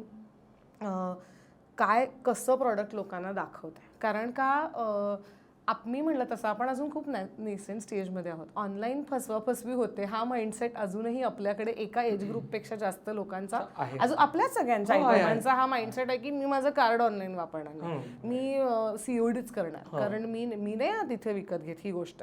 सो तर तो जो माइंडसेट आहे त्याला तुम्ही टॅकल कसं करू शकता, तर ॲज अ ब्रँड ओनर मी जे प्रॉडक्ट विकणार आहे तेच प्रॉडक्ट मी ऑनलाईन दाखवणार आहे. मी त्याला खूप एनहान्स करून त्याच्याबद्दल काहीतरी खोट्या माहित्या लिहून खूप वाढवून असं नाही सांगू शकत लोकांना.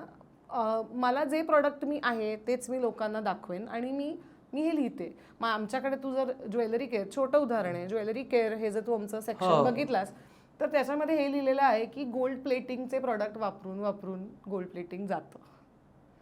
आणि जर सिल्वर असेल तर ते वातावरणातल्या गोष्टींमुळे, ह्युमिडिटीमुळे, मॉइश्चरमुळे काळं पडतं. हे होणार आहे. ॲज अ ब्रँड मी ते लोकांना सांगायला ट्रान्सपरंटली सांगितलं. म्हणजे मी हे सांगायला पाहिजे की तुम्ही चांदी स्वच्छ कशी करा, पण मी हे सांगायला पाहिजे की टूथपेस्ट नका लावू चांदीला, कारण का टूथपेस्टनी केमिकल, म्हणजे हे you have to be very honest with your customers, आणि त्याच्याने तुला लॉंग टर्मच्या दृष्टीने खूप फायदा होतो. नाहीतर आता आम्हाला चांदीचं चालू करून साधारण 8 वर्ष झाली. तर 8 वर्षामध्ये असं नाही आहे की स्पॉटलेस आम्ही एकदाही आमच्याबद्दल कधी कंप्लेंट आलेली नाही असं मी म्हणलं तर ते खोटं होईल. त्याच्या आमच्याबद्दलही कंप्लेंट आलेल्या आहेत, पण त्या तुम्ही टॅकल कशा करता आणि त्याला एक तुम्ही ट्रॉमा रिस्पॉन्स न देता एक तुम्ही आपल्या लेवलला आपण काय इम्प्रूव्हमेंट करूया. लोकांची तक्रार येते ना की चांदी काळी पडली, तुम्ही मुंबईला राहता, तुमच्या इकडच्या हवेमुळे ही पटकन काळी पडणार आहे, जी पुण्यात तेवढी पटकन काळी नाही पडणार, काळं दोन्हीकडे पडणार आहे, वेळेचं अंतर आहे. तर हे तुम्ही सांगून टाका लोकांना ऑलरेडी की हे मेटल आहे, हे त्याचे डाऊनसाईड्स आहेत. पण मी हे सांगते की German silver is not silver. तर म्हणून तुझी स्टोरी लोकांपर्यंत ऑनेस्टली पोचवत राहायला पाहिजे. आणि ते कुठेही असेल, मला वाटतं की ॲमेझॉन असेल, कुठेही असेल, लोकांसाठी हे खूप महत्त्वाचं आहे की माहिती असणं की हे आहे काय नक्की, म्हणजे त्याच्यानंतर ते माहिती शोधतील त्याची, पण ते खूप महत्त्वाचं आहे. आणि तू म्हणालास तसं ॲक्विजिशन राईट. कस्टमरचं हे तुम्ही अनेक मार्गांनी करू शकता. सगळ्यात पहिल्यांदा आहे की स्टोरी पुट आउट करणं. ॲब्सोल्युटली. मी त्याच्यामध्ये एक ॲड करेल जे सायली माझ्याशी अग्री करेल. तुम्ही प्रॉडक्ट पुट आउट करताना तुम्ही स्वतःला पुट आउट करा. हो. That is the major thing people miss out. आणि फर्स्ट सेक्शनमध्ये जे ते सायली म्हटली, जेव्हा तुम्ही बिझनेस लॉन्च करता ना, आजही आम्ही तेच सांगतो, जेव्हा कुठला स्टोअर लॉन्च होतो ना, तर ते क्लायंट विचारतात किंवा ब्रँड ओनर्स विचारतात की आता कुठली मार्केटिंग, कुठल्या प्लॅटफॉर्मला किती बजेट टाकायचं. That is a worst question, trust me. Actually मी तोच विचारला की काय पद्धतीने बघितलं पाहिजे तो याच्याकडे. खूप फालतू प्रश्न आहे. तुम्ही विचारू नका कोणालाच, मार्केटिंग एजन्सी जाऊन नका विचारू. कोणालाच नाही माहिती. कोणी जर जेन्युइन तुम्हाला ॲडवाइस देणार असेल ना, तर ते म्हणतील हा प्रश्न विचारू नका, कुठे किती काय टाकायचे. तुम्ही आज तुमचं बजेट किती आहे, 1 करोड आहे, 1 करोड टाका. तुम्ही म्हटलं मला 10 करोड आहे, 10 करोड टाका. तुम्ही म्हटलं 1000 रुपये, 1000 रुपये, सगळे होच म्हणणार आहे तुम्ही ज्या बजेट.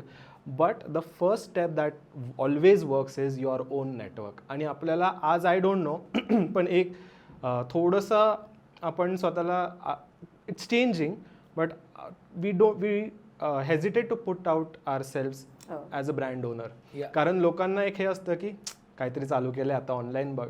हा जो एक टॉन्ट जो त्यांना ऐकायचा नसतो ना, त्या कारणामुळे ते थांबून जातात. बट त्याच कारणामुळे त्यांना हे कळतं की त्यांचे रिअल ऑडियन्स कोण आहे. आणि इनिशियल क्लोज नेटवर्कमध्ये जो बिझनेस, जे टेस्टिंग जे होतं ना, ते खूप बेस्ट टेस्टिंग असतं. त्याच्यामध्ये तुम्ही फेल जरी झालं ना, तुमची ऑर्डर कॅन्सल नाही होणार, ब्रँड व्हॅल्यू खराब नाही होणार आहे. उलटं 4 लोक तुम्हाला रेफर करेल, काहीतरी सांगतील, that will help you develop. त्यानंतर you start building upon that. आणि always put your self with the product. It works the best. आणि हे बदल झालेला आहे, हा काळानुरूप झालेला बदल आहे. एकेकाळी आपण अनेक गोष्टी विकत घेतो. आपण एका ब्रँडचे नूडल्स विकत घेतो, एका ब्रँडची टूथपेस्ट विकत. त्याच्या मागे कोण माणूस याच्याशी आपल्याला देणं घेणं एकेकाळी नव्हतं. पण आत्ताचा जो काळ आहे त्या काळामध्ये असं नाही आहे. म्हणजे आणि मला, आपण नावं घेऊ शकत असू तर मला एक उदाहरण द्यायला आवडेल की पूजा धिंगरा हे नाव जर तुम्ही ऐकलं असेल, जी मॅकरून्स बनवते, तर तिच्या ब्रँडचे फॉलोअर्स हे काही 300K या लिमिटमध्ये, की 300-500K असतील. पूजाचे स्वतःचे फॉलोअर्स हे 7.5 किंवा 8 मिलियन आहेत लास्ट टाइम मी बघितलं होतं तेव्हा. तर मला वाटतं की पर्सनल ब्रँडिंग हे इतकं, म्हणजे मी खूप त्याच्यात मागे आहे. मी ते खूप हळूहळू शिकते, पण ते खूप महत्त्वाचं आहे. आणि लोकांना आजकाल ज्याने बिझनेस चालू केला त्या माणसाचा चेहरा नक्की बघायचा आहे आणि त्या माणसाचं म्हणणं ऐकायचं आहे. आणि क्रेडिबिलिटी बिल्डिंग ह्यापेक्षा मोठं काय असू शकतं. माझ्यासाठीच इतका महत्त्वाचा सल्ला आहे हा. कारण I was shying away from putting myself. म्हणजे मलाच स्वतःला असं होतं की नको ना, मी मसाल्याचा कुठे टाकू. माहिती का, मला आता लक्षात आलं की हे मी केलं पाहिजे. इंडियामध्ये जे, I cannot take that name, पण सगळ्यांना माहिती आहे, जो सर्वात मोठा आता ॲक्विजिशन चालू आहे एका नमकीन ब्रँडचा, ठीक आहे. Why their owners are put themselves out. Why everyone is putting themselves out. एक IT टेक कंपनीचे जे फाउंडर्स आहेत ते स्वतःला बाहेर पुट आउट करतात, जे गरज नाही आहे त्यांना. But they are putting themselves out. There is a reason behind it, because transition होतोय. People are started trusting the brand owner with the brand also. Absolutely. म्हणजे बार्बर शॉप शांतनूचं उदाहरण आहे आपल्याकडे. शांतनू देशपांडे आधी नव्हता माहिती का, स्टार्टअप कम्युनिटीला लोकांना माहिती होता, बॉम्बे शेविंग कंपनी माहिती नव्हता का, होतं माहिती. पण त्यांनी तो पॉडकास्ट केला, ही पुट हिमसेल्फ आउट, त्याच्यामुळे जास्त लोकांना ते अजून जास्त माहिती आहे. सिमिलरली इवन विथ यू, तू प्रत्येक आठवड्यात लाईव्ह येतेस, तुझं प्रोडक्ट एक्सप्लेन करतेस, त्याच्यामुळं आम्हाला एक ट्रस्ट तयार होतो की बाबा ओके, हे कसं दिसणार आहे, हे नॉर्मल व्यक्तीवरती कसं दिसणार आहे. आणि मला तुमच्या लाईव्हची इतकी गोष्ट आवडते की ते सिम्पल आहे. ते इतकं आर्टिफिशियल, असं खूप काहीतरी अननॅचरल लाईटिंग नाही केलेलं की ज्याच्यामुळे ते वाटत आपल्या घरात जसं असतं छान लाईटिंग, तसं छान लाईटिंग आहे. ते खूप गरजेचं. मागचा थॉटही मला वाटतं की, आणि तो प्रत्येकाने तो थॉट, म्हणजे प्रत्येकाच्या ब्रँडप्रमाणे. आता माझा ज्वेलरीचा आहे म्हणून मी तिथे समोर उभं राहून काहीतरी कानात घालते आणि दाखवते समोर. प्रत्येकाचं जे प्रॉडक्ट असेल त्याच्याप्रमाणे त्याच्याने करावं. पण मला सांगताना नेहमी असं वाटतं की समोरच्या मुलीला हे वाटलं पाहिजे की हिला चांगलं दिसतंय म्हणजे मला पण चांगलं दिसेल. हिने काही आत्ता असं केलं नाहीये जे मी नाही करू शकणार. म्हणजे फार तर फार काय एखादा चांगला ड्रेस घातला असेल किंवा एखाद्या वेळेला मी साडी नेसून करते, पण ते सुद्धा रिलेटेबल आहे. मी एखाद्या खूपच सुपर मॉडेलचा फोटो माझ्या पेजवर टाकला तर माझं पेज दिसणार आहे छान, ते ज्वेलरीचा पीसही दिसणार आहे छान, पण तो विकण्यासाठी उपयोग मला कदाचित माझ्या व्हिडिओजचा जास्त होईल. आणि ह्याचं सगळ्यात मोठं उदाहरण आहे, कोविड काळात मी हे व्हिडिओज चालू केले होते. त्याच्या आधी हे व्हिडिओज मी करत नव्हते. कोविडच्या काळात हे चालू केले होते ह्याच कारणासाठी की एव्हरीबडी वॉज ऑनलाईन. आणि तेव्हा मला वाटतं भारतातले अनेक, you can talk about it better, पण तेव्हाची जर्नी भारतातल्या ई कॉमर्स ब्रँडनी खूप मोठी अनलिश केली आहे कोविडमध्ये. I agree totally. बिकॉज एक क्वेश्चन सगळ्यांना असा होता की दुकानं बंद झालेत आणि after some time everyone knows की शिपिंग डिलिव्हरीज हे सुरू झाले होते, राईट. ऑलमोस्ट सगळ्यांना हा प्रश्न पडला होता की आपण कसं ह्याला चालू करू शकतो. सी, आपल्याला मूव्ह होणं खूप गरजेचं आहे because this is our bread and butter, ठीक आहे. ह्याला मूव्ह कसं करायचं. सो प्रायमरी जे लोक वर हेजिटंट की अरे आमचं काय विकणार आम्ही ई कॉमर्सवरती, काय विकणार आम्ही आमची सोशल मीडिया प्रेझेन्स पण गरज नाही म्हणे आम्हाला, ठीक आहे. तसे ब्रँड आज ई कॉमर्सवरती आहेत. आणि मी ह्याच्यामध्ये एक आपण जे आता एक थोडंसं जे बोलतो ते D2C अँगलमध्ये बरंचसं बोलतोय, but I will give you another case studies of B2B. B2B businesses जे लेट्स से काही ऑटो कॉम्पोनंट्सचे डिस्ट्रीब्युटर्स आहेत, डीलर्स आहेत, बरेचसे असे जे इंडस्ट्रियल गुड्समध्ये जे आहेत ना, त्यांनी e-commerce as a business model एक लेवलवरती ॲक्सेप्ट केला. And today it has automated their business by 25-30%. It's a big thing. B2B मध्ये when your turnovers are so high, ठीक आहे. Again what the crux is की e-commerce something has enabled that, but the thing is तुम्ही ते accept करताय का तुमच्या business मॉडेलला आणि तुम्ही त्याच्यावरती वर्क करतायत का. आणि यू शुड नेवर कम्पेअर की तुम्ही जे 10-15 वर्ष रिटेलमध्ये की ऑफलाईनमध्ये जे काय तुम्ही बिझनेस केलाय तो तुम्हाला इन्स्टंटली ई कॉममध्ये येणार आहे पहिल्याच वर्षी. आणि तशाच पद्धतीने त्याच मार्जिन्सवरती नाही येणार आहे ते. म्हणून तर मी जे बोललो ना, हेजिटेशन होतं, 4% धगधग तिथे सुरू होते, ते त्याच्यामुळे सुरू होते. आणि बाहेर पण सिमिलर वेगळ्या प्रकारच्या कॉस्ट आहेत, बट ते माहिती आहे, ते असं आपल्याकडे सबकॉन्शियसली फीडेड आहेत. मी दुकान घेतलं, मला दुकानाची कॉस्ट आहे, बोर्डची कॉस्ट आहे, लाईटची कॉस्ट आहे, माणसांची कॉस्ट आहे, आता तर पार्किंगची कॉस्ट आहे, ठीक आहे. सर आपल्याला चांगलं दुकान पुढे करायचं आहे, ठीक आहे. पण इकडे ह्या कॉस्ट वेगळ्या पद्धतीने आहेत. तू म्हणाल असं मला जाणवते, कारण मी माझ्या मसाल्याचाच हे करताना मला ते ब्राऊन पॅकेट चांगले एडिबल हे असणारं सगळं, त्याला फूड ग्रेड कॅटेगरीत असणारं मी चेक केलं. तर मला इथे पूर्वीसारखं मी गेलो आपलं बोरिवळीत घेतलो, मला हवं त्या क्वांटिटीत मिळत नव्हतं, खूप महाग मिळत होतं. मी काय केलं, मी गुजरातचा एक मॅन्युफॅक्चरर आहे त्याच्या साईटवरती गेलो, एन्क्वायरी टाकली, त्यांचा कॉल आला, त्यांनी मला गाईड केलं. ते म्हणले तुम्ही फक्त बेसिक एक 200 रुपये भरा डिलिव्हरी चार्जेस, आम्ही तुला सॅम्पल पॅक पाठवतो. त्यांनी मला एक मोठंच्या मोठं एवढं मोठं त्यांच्याकडचे असणारे 30चं कॅटलॉग पाठवलं, तुम्हाला कुठलं पॅक आवडतं सांगा. आणि त्यांनी पाठवलं. 10 दिवसात माझ्याकडे मोठंच्या मोठं शिपिंग आलं, जे मला बोरिवळीपेक्षा 30% स्वस्त पडलं. ते तर म्हणजे ते मी म्हटलं तसं की ते आणि B2B साठी सुद्धा ई कॉमर्स हे त्यांनी आता जे सांगितलं ते खूप महत्त्वाचं आहे. आमचा बऱ्यापैकी एक मोठा वेंडर पॅकेजिंगमधला आम्हाला अक्षरशः गुगलवर सर्च करून सापडलेलं आहे की आपण बघूयात हे का नाही मिळते आपल्याला, का नाही मिळते, आणि गुगलवरती मिळालं. तर लोकांनी तसंही म्हणजे आपल्याला अनेक वेळेला असं वाटतं की अरे मी ओळखीतनं विचारते, मी माझ्या शहरात जाऊन विचारते. तुम्ही आणि असं माझं म्हणणं नाही, तू जसं केलंस तसं एक छोटी क्वांटिटी ऑर्डर करून बघून थोडं व्हेरिफिकेशन आपल्या लेवलला करून तुम्ही ही गोष्ट करू शकता. पहिली भीती खूप ब्रँड ओनर्सना ही अशी असते की वेबसाईट म्हणजे महाग, फेसबुक मार्केटिंग म्हणजे महाग, ऑनलाईन मार्केटिंग म्हणजे महाग. हे डोक्यातून पहिले आपण काढून टाकलं पाहिजे असं मला खूप वाटतं की आपण त्याच्यासाठी इतक्या कॉस्ट वेगवेगळ्या ठिकाणी खर्च करत असतो. आणि तर ते ही एक कॉस्ट इनेट आपल्या दुकानातली धरून, ऑनलाईन दुकानच आहे ते, करेक्ट, तू ऑनलाईन दुकानच सेटअप करतो. ॲब्सोल्युटली. म्हणजे मला हे जाणवतं आता बोलता बोलता की बघ ना, आपण दुकान टाकतो, as you sed very nicely, की आपण दुकान टाकतो, तर दुकान टाकायची, त्याच्यात प्रोडक्ट प्लेस करायची, एक फिक्स कॉस्ट आहे, ती कॉस्ट काही केल्या जाणार नाही, त्याच्यात महिन्याला रेंट द्यावा लागणार आहे. आणि त्याच्या बाहेर बोर्ड लागल्यानंतर सो आपण फॉर एक्झाम्पल आपण काय बाबा पुण्यात असो लक्ष्मी रोडला टाकलं किंवा FC रोडला टाकलं, मुंबईत असो आपण अंधेरीला विरा देसाई रोडला टाकलं किंवा कोल्हापुरात असो महाद्वार रोडला टाकलं, कुठेही असेल, तर त्या जागेचा एक फुटफॉल आहे, त्यामुळे तुमच्याकडे तो येणार आहे. सिमिलरली जर आपण ई कॉमर्सवरती बघितलं तर लिस्टिंग फ्री आहे, ते दुकान फ्री आहे, बरोबर. पण फुटफॉल फ्री नाही आहे. सो फुटफॉल तुम्हाला तो जनरेट करावा लागणार आहे किंवा तो काहीतरी म्हणजे सम सॉर्ट ऑफ मार्केटिंग एक्सपेन्सनी तो तुम्हाला आणावा लागणार आहे. तो रीच तयार करायला लागणार. ई कॉमर्सचं हे काय म्हणतात तर फुटफॉलची स्ट्रॅटेजी वेगळी असणार आहे दॅन ऑफलाईन. त्याला एक जे सायली बोलली ना की आठवड्यातनं पोस्ट करणं वर्सेस डेली पोस्ट करणं किंवा डेली टाकणं.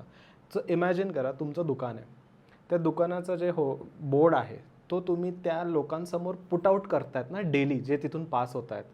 So as good as someone is passing through the Instagram feed, you have put out your shop. The process is different. हे फिक्स्ड बोर्ड आहे, हा डेली बोर्ड आहे जो टाकायचाच आहे आपल्याला. करेक्ट. तो नाही टाकला you are not reaching out to people. Simple. Absolutely. आणि brick and mortar versus e-commerce हे कायम प्रत्येकासाठी एक असा ज्याला म्हणतात ना अनआन्सर्ड क्वेश्चन राहणार आहे. खरंच राहणार I आहे. agree. तुम्ही कायम त्याच्यामध्ये स्ट्रगल करत राहा. जसं आणि म्हणजे खूप म्हणजे माझी पहिल्यापासूनची साईड आहे की मला नकोच ब्रिक अँड मॉर्टर, मला ई कॉमर्सच पाहिजे. पण मी सुद्धा ट्रेंड पुढे शरण जाऊन 3 दुकानं काढून ब्रिक अँड मॉर्टरचं छोटा प्रेझेन्स का होईना पण आहे आमचा. पण मला अजूनही असंच वाटतं की एकदा माझ्याकडे क्लायंट दुकानात येऊन गेला आणि त्याला एकदा कळलं की प्रॉडक्टची क्वालिटी चांगली आहे की मग त्याला मी ऑनलाईन हुक करते. सो त्याच्यामुळे हे मला वाटतं की प्रत्येकाच्या ब्रँडप्रमाणे त्याला तो डिसिजन घेणं महत्त्वाचं आहे की मला कुठपर्यंत फिजिकल दुकानांना किंवा ब्रिक अँड मॉर्टर ज्याला आपण म्हणतो त्याला महत्त्व द्यायचं आहे का मला माझं ऑनलाईन दुकान चालू करून मला ई कॉमर्सवरती जास्तीत जास्त गोष्टी बिल्ड करायच्यात. आणि मी म्हटलं तसं किती छोट्यात छोटा स्केल असलं तरी सुद्धा तुम्ही ते करू शकता. मी तुला अगदी छोटं एक्झाम्पल देते. मी मध्यंतरी एका एक्झिबिशनला गेले होते जिथे क्रोशेसारख्या एका आर्टचे चष्म्याच्या स्ट्रिंग्स आणि हे अशा एक 50 वर्षाच्या वरच्या काकू विकत होत्या आणि खूप विकत होत्या. तर खूप सुंदर गोष्टी त्यांनी केलेल्या आणि त्याचं AOV म्हणजे ज्याला आपण म्हणतो ॲव्हरेज ऑर्डर व्हॅल्यू ती कमी होती. त्यामुळे तिथे भरपूर लोक पटापट ते घेत होती. मी त्यांच्या स्टॉलवर जाईपर्यंत मला ज्या 2-3 गोष्टी हव्या होत्या त्यातले कलर अवेलेबल नव्हते. सो मी त्यांना म्हणाले की मला हवं होतं पण त्याच्यात कलर नाही आहेत. पण इतक्या छोट्या स्केलवरती मी व्हॉट्सॲपचा मुद्दा आता आणते. आपल्या आयुष्याचा इंटिग्रल पार्ट आहे व्हॉट्सॲप फॉर एव्हरीथिंग. तर व्हॉट्सॲपवरती पुढच्या 3 ते 4 दिवसात त्यांनी मला सगळे कलर्स पाठवून त्याच कॅटलॉगवर क्लिक करून जीपे करून ती ऑर्डर माझ्यापर्यंत पुढच्या 5 दिवसात आली. ही वस्तू 150-200 रुपयाची आहे.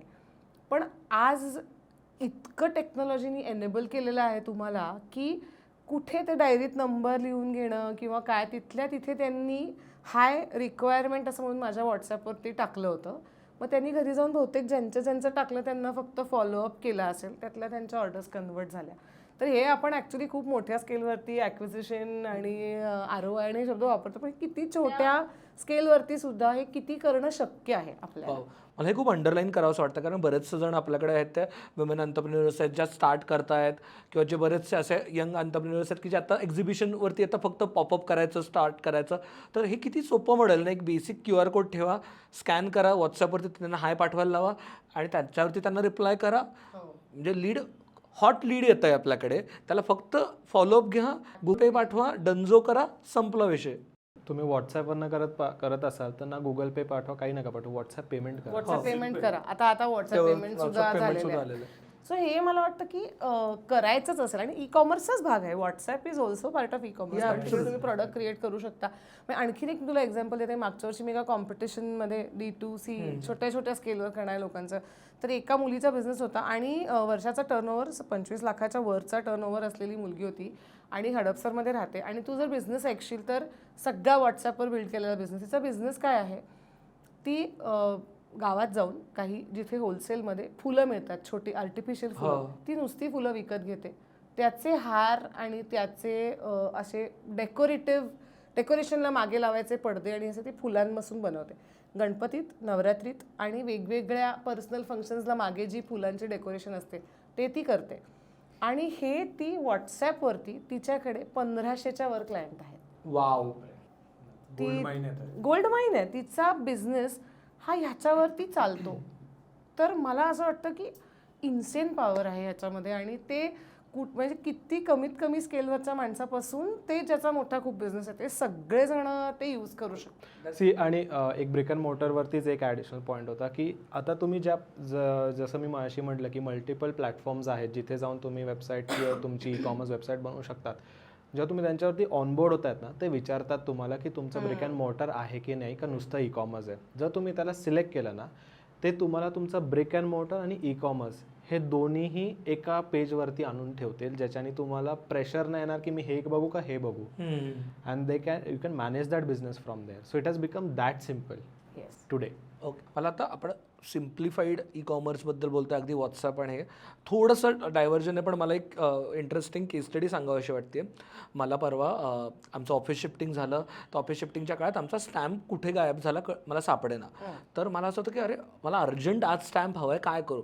तर मी काय केलं, सिम्पल गुगलवरती गेलो, rubber stamp creator near me असं सर्च केलं. मला एक व्यक्तीचं हे आलं, म्हणजे ते दिसलं गुगल लिस्टिंग. त्याच्यात बघितलं ज्याचे सगळ्यात चांगले रिव्ह्यूज आहेत, रिव्ह्यूज जाऊन वाचले की हा माणूस खूप चांगला आहे, वेळेत आणून देतो. त्यांना फोन केला तर म्हटलं सर काही प्रॉब्लेम नाही, तुम्ही मला फक्त तुमचं जे काय आहे ते पाठवून द्या. मी त्यांना फोन केला, व्हॉट्सॲप केला, तर त्यांनी लगेच त्याच्यावरती मला क्रिएट करून पाठवलं. सर हे बरोबर आहे ना. मी म्हटलं नाही जरासं हे, ते म्हटलं नाही सर तुम्हाला हे करणं गरजेचं, तुमचं LLP आहे, LLPला हे लिगल रिक्वायरमेंट असते. त्यांनी ते करून पाठवलं, त्याचा फोटो पाठवला. तोपर्यंत त्यांनी मला पेमेंटही नाही विचारलं. आणि त्यांचा 15 मिनिटानंतर फोन आला, सर झालं आहे, तुम्हाला कुठे आणून द्यायचं आहे. मी म्हटलं असं असं. तर म्हटलं सर ऑन द वे तुम्हाला मी आणून देतो, तुम्ही कशाला आत येत आहे. त्यांनी मला ऑन द वे आणून दिलं. 1.5 तासात काम झालं. मला असं वाटतं की ई कॉमर्स हेही this is also one way of e commerce, तुमचं लिस्टिंग युअर बिझनेस. आणि प्रत्येकाला ई कॉमर्स म्हणजे वेबसाईट आणि हे तयार करायची नाही. बेसिक तुम्ही गुगल बिझनेस तयार करा, त्याच्यात ते रिव्ह्यूजला नीट रिस्पॉन्ड करा. आय गेस हे वर्क होतं. आणि अगदी छोट्या छोट्या वेंडर्स, कारण मागच्या वेळेला चकोर गांधी सर आले तर ते म्हणले की तुमचा जर छोटा बिझनेस असेल, तुमचा छोटा ट्रेडर कम्युनिटीत असेल तर तुम्ही युल हॅव टू अडॅप्ट. आणि हे मला खूप इंटरेस्टिंग वाटतं आहे. आणि ना थोडंसं डायव्हर्जन होतं, पण मला वाटतं सर्व्हिस इंडस्ट्रीसाठी कसं ई कॉमर्स असेल हे सांगावं असं वाटलं. नाही पण मला तुझ्या पॉईंटमध्ये हेच वाटतं, जसं हा मगाशी म्हणाला की दुकानाची पाटी आहे, रोज जाता येता तुला दिसतीये, तसं आपण बघितलं तर अनेक दुकानांच्या बाहेरची कॉमन पाटी असते, दुकान बंद आहे किंवा दुकान 1 ते 4 बंद आहे, पण आता दुकान संपूर्ण दिवस उघडे राहील असं पाटी जी आहे ना, तीच पाटी तू गुगलवरती बघितलीस ॲक्च्युली. ॲब्सोल्युटली. की आणि हे दुकान ॲक्च्युली 24 तास उघडेल. कारण का तू आज रात्री झोपताना तुला स्टॅम्प पाठवला असता तरी तू त्याला मेसेज केला असतास तर सकाळी उठून पहिलं काम त्याने ते केलं असतं. तर मला वाटतं की हे रिचिंग आउट हे दोन्ही दृष्टीने असलं पाहिजे.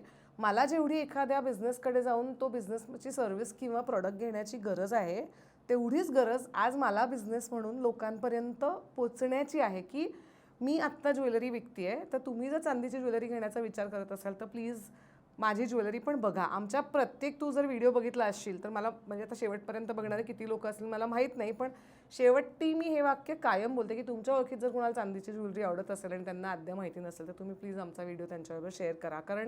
कारण काही माझी पण तेवढीच गरज आहे, जेवढी क्लायंटची गरज आहे की त्यांना चांदीची ज्वेलरी विकत घ्यायची आहे तेवढी माझी पण गरज आहे की माझा ब्रँड त्यांना कळला पाहिजे, माझे प्रॉडक्ट्स त्यांना दिसले पाहिजेत. आणि हेच आहे तू आत्ता जे म्हणालास ते त्याचं स्वरूप वेगळं आहे. आणि मला एस्पेशली आपल्या सगळ्या मराठी ऑडियन्सला मला हे सांगावं असं वाटतं, कारण हे जे अनअपॉलॉजेटिक मार्केटिंग आहे ना, आपल्याला एक न्यूनगंड असतो सतत की मला असं होतं की मलाच स्वतःला लाज वाटते कुठे म्हणा की सबस्क्राईब करा आणि काय करा, केलेलं नाही तर प्लीज करून टाका आता. पण मला हे एस्पेशली आमच्या क्षेत्रातल्या म्हणजे 2 व्यक्तींचं नाव आवर्जून घ्यायचं आहे, CA रचना रानडे आणि उर्मिला निंबाळकर. रचनाताईला बघितलं कुठल्याही कार्यक्रमाला रचनाताईला केवढे सबस्क्रायबर आहेत, मिलियन्समध्ये सबस्क्रायबर आहेत. ती छोट्या कार्यक्रमात 50 लोकांसमोर जरी बोलली तरी त्याच्यानंतर ती सांगते जर तुम्ही प्लीज सबस्क्राईब केलं नसेल तर आत्ता सबस्क्राईब करा. माझं असं होतं की ती 7-8 मिलियनवरती हे म्हणू शकते, तर मी 300K का नाही म्हणलं पाहिजे, किंवा सगळ्यांनी म्हणलं पाहिजे. तू आत्ता ऑलरेडी जेव्हा तुझा ब्रँड एवढा मोठा आहे, 4 ठिकाणी प्रेझेन्स आहे, तरी यू आर सेईंग की जर तुम्हाला माहिती नसेल तर तुमच्या फ्रेंड्सना सांगा, तुमच्या ह्यांना सांगा. कारण गरज आहे ना, आणि गरज दोन्ही साईडनी आहे हे जेव्हा तुम्हाला कळतं ना. कारण माझा एक म्हणजे तुम्हाला जर डोक्यात असं असेल की आता माझं एवढं झालं ना, आता पुढचं पुढे होत राहील तर मग तुम्ही स्वतःच्याच रस्त्यात मध्ये येत आहे. पण तुम्ही सारखं हे म्हणलं पाहिजे की मला अजून लोकांपर्यंत पोचायचं, मला अजून लोकांनी माझा ब्रँड बघितला पाहिजे, किंवा असं म्हणजे तुम्हाला माहिती नाही आहे का पण मग मी सांगते माझा ब्रँड काय आहे ते. हे मला वाटतं की खूप महत्त्वाचं आहे स्वतःहून स्वतःच्या ब्रँडबद्दल बोलणं. सतत. आणि मला दुसरं पण वाटतं थोडंसं डायव्हर्जन कदाचित असेल पण रेकमेंड करणं, रिव्ह्यू देणं हे खूप महत्त्वाचं आहे. आणि मला वाटतं की ते कम्युनिटी बिल्डिंग सुद्धा आपलं अनेक वेळेला कमी पडतं. म्हणजे मला तुमचा पॉडकास्ट माहिती आहे तर मी तो 4 लोकांना सांगणं ही ॲक्च्युली तुमची जाहिरातच आहे. ॲब्सोल्युटली. आणि ही जाहिरात आपण सगळ्यांनी आपल्या लेवलवरती केली पाहिजे. आणि किंवा मी ह्याच्या बिझनेसबद्दल लोकांना सांगणं की मी ना ह्याच्याकडून या सर्व्हिसेस घेत आहे तर तुम्ही पण ॲक्च्युली ह्यांच्याकडून या सर्व्हिसेस ट्राय करून बघा. म्हणजे असं नाही की माझ्यासाठी वर्क झालं म्हणून तुमच्यासाठी वर्क होईलच, पण तुम्ही ह्यांच्याकडून ट्राय करून बघू शकता. हे मला वाटतं की आय अग्री दॅट. कारण मागायची हेजिटेशन जी आपण म्हणतो ना, जसं आपल्याला एक म्हणतो की पैसे कोणाकडनं मागायची एक हेजिटेशन आहे ना, that is the same psychology for की तुम्ही माझ्या स्टोअरला या किंवा तुम्ही माझ्या वेबसाईटला या, तुम्ही घ्या माझ्याकडनं. तुम्ही घ्या म्हटलं की त्यांना दडपण नाही, आपल्याला दडपण येतं की अरे मी चांगलं तर विकेल ना, करेल ना मी चांगलं, त्यांना आवडेल ना. Forget that. नाही आवडलं तर it is one of the product जे ते जो कचरा युजली आपण लोक विकत घेतात ॲमेझॉनवरनं, त्यातला एक कचरा होऊन जाईल फार तर फार.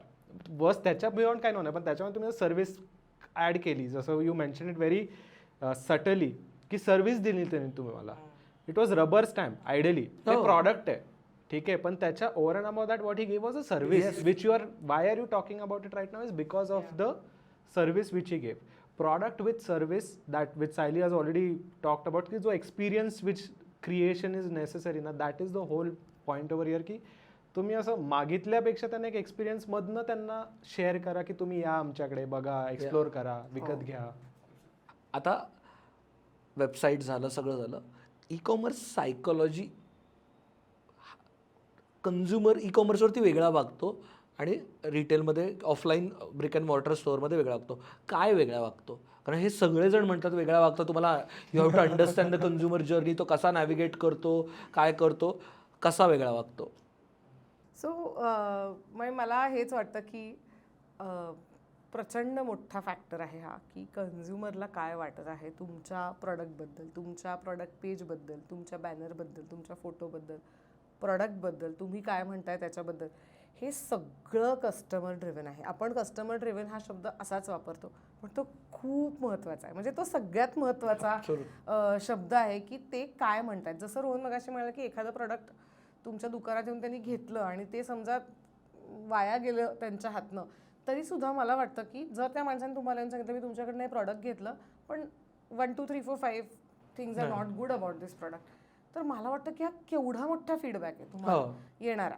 तर हा तुम्हाला ई कॉमर्सवरती सतत लोकांच्या कमेंट्समधून, रिव्ह्यूजमधनं, ईमेल्समधनं सगळीकडून मिळतो. चांगला वाईट दोन्ही मिळतो. कस्टमर तुम्हाला कानातले घालून फोटो पाठवतोय, कस्टमर तुम्हाला म्हणतो मी घातलं पण ह्याची फिरकी नीट बसत नाहीये, मला हे तुम्ही पाठवतो पण ह्याचा साईज खूप मोठा आहे. इतके तुम्ही त्याच्यावरती म्हणजे एक बिझनेस म्हणून तुम्ही त्याच्यावरती प्रचंड काम करू शकता रिव्ह्यू पॉईंट ऑफ व्ह्यू. हा पहिला मुद्दा झाला. दुसरा मुद्दा हा झाला की लोकांना काय आवडतंय हे तुम्हाला इव्हेंच्युअली थोड्याफार स्केलवर का होईना पण तयार करावं लागतं. हे तुला क्रिएटर म्हणूनही करावं लागतं. ॲब्सोल्युटली. हे मलाही एक मॅन्युफॅक्चरर म्हणून, जुलीचं मॅन्युफॅक्चरर म्हणून मलाही करावं लागतं. आणि अनेक वेळेला मे बी टेक्नॉलॉजीच्या अगेन्स्ट असलं तरीसुद्धा लोकांना काय आवडतंय म्हणून काही गोष्टी ह्या तुम्हाला त्या वेगळ्या पद्धतीने, वेगळ्या स्वरूपात लोकांना दाखवायला लागतात. आणि ती सायकोलॉजी डेफिनेटली तुम्हाला कॅच करावी लागते.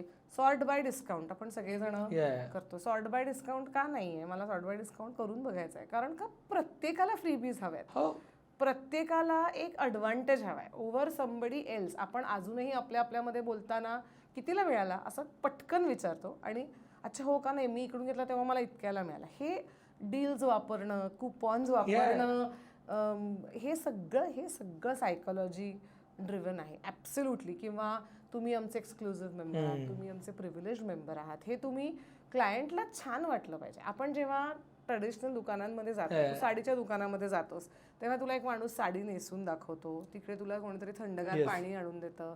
ज्या क्षणाला त्याला हे कळतं की आता इकडे एक कस्टमर आता एंगेज झालाय, त्या क्षणाला कुठून तरी चहा येतो किंवा कॉफी येते.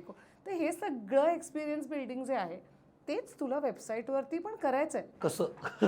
तर वेबसाईटवर पण करायचं की आल्या पहिले मी कस्टमरला म्हणाले की आज तुम्ही आलायत का, पहिल्यांदा आलायत का, तुम्हाला वेलकम 05. मग तुम्ही आधीचेच कस्टमर आहात का, तुम्हाला डबल पॉपकॉइन्स. हे तुम्ही हे अशा गोष्टी देऊन तुम्ही you have to engage with your customer. आणि ते ई कॉमर्सचं अशी गोष्ट आहे जी जेवढी टेक्निकल आहे तेवढी क्रिएटिव्ह पण आहे.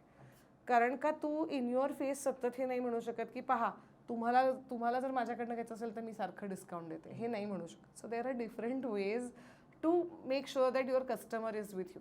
आता आम्ही एक छोटीशी मी तुला एक्झाम्पल देते की आम्ही अक्षय तृतीयेच्या अराउंड 10 दिवस आम्ही असं सांगितलं की गोल्ड प्लेटिंग ही आमच्याकडे सर्व्हिस आहे जी आमची चार्जेबल सर्व्हिस आहे, जी साधारण प्रॉडक्टच्या प्राईसवरती पण 5% ते 10% किंमत आहे त्याची.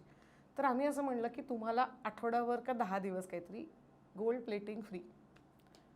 बरं ह्याच्याने आमचा प्रचंड रोयास वाढला.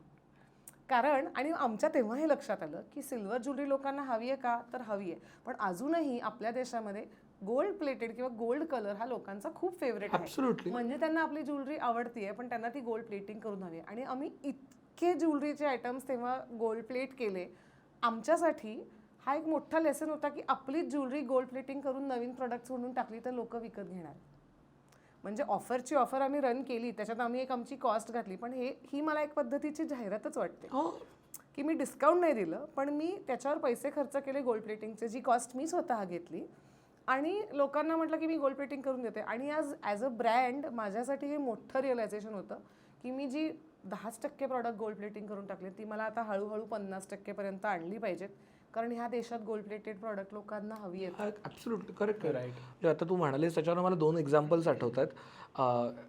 कॉस्मेटिकमधली एक्झाम्पल्स आहेत. नायका कायम तुम्ही काहीतरी ऑर्डर केलं की त्याच्यासोबत एक फ्री काहीतरी पाठवून देतो. सॅम्पल्स काहीतरी छान छान सॅम्पल पाठवतात आणि त्याच्यामुळे तुम्ही ऑटोमॅटिक हे छान आहे रे तुम्ही मागवता. किंवा झेप्टोमध्ये पण तुम्ही 200 रुपयाच्या वर काही ऑर्डर मागेल त्या दिवशी काहीतरी सॅम्पलमध्ये आपल्याला हे मिळून जातं, ते मिळून जातं आणि त्याच्यातनं तुम्ही मागवता. किंवा स्मिटन नावाचा एक मध्ये ई कॉमर्स प्लॅटफॉर्म आला होता ज्याच्यावर सॅम्पलिंगचा. आणि मला असं लक्षात आलं की अदरवाईज मॉल्समध्ये वगैरे देतात ते हे ई कॉमर्सवरती पण आले आणि त्याच्यातनं मलाच 2-3 ब्रँड्स डिस्कवर झाले जे मी मागवले.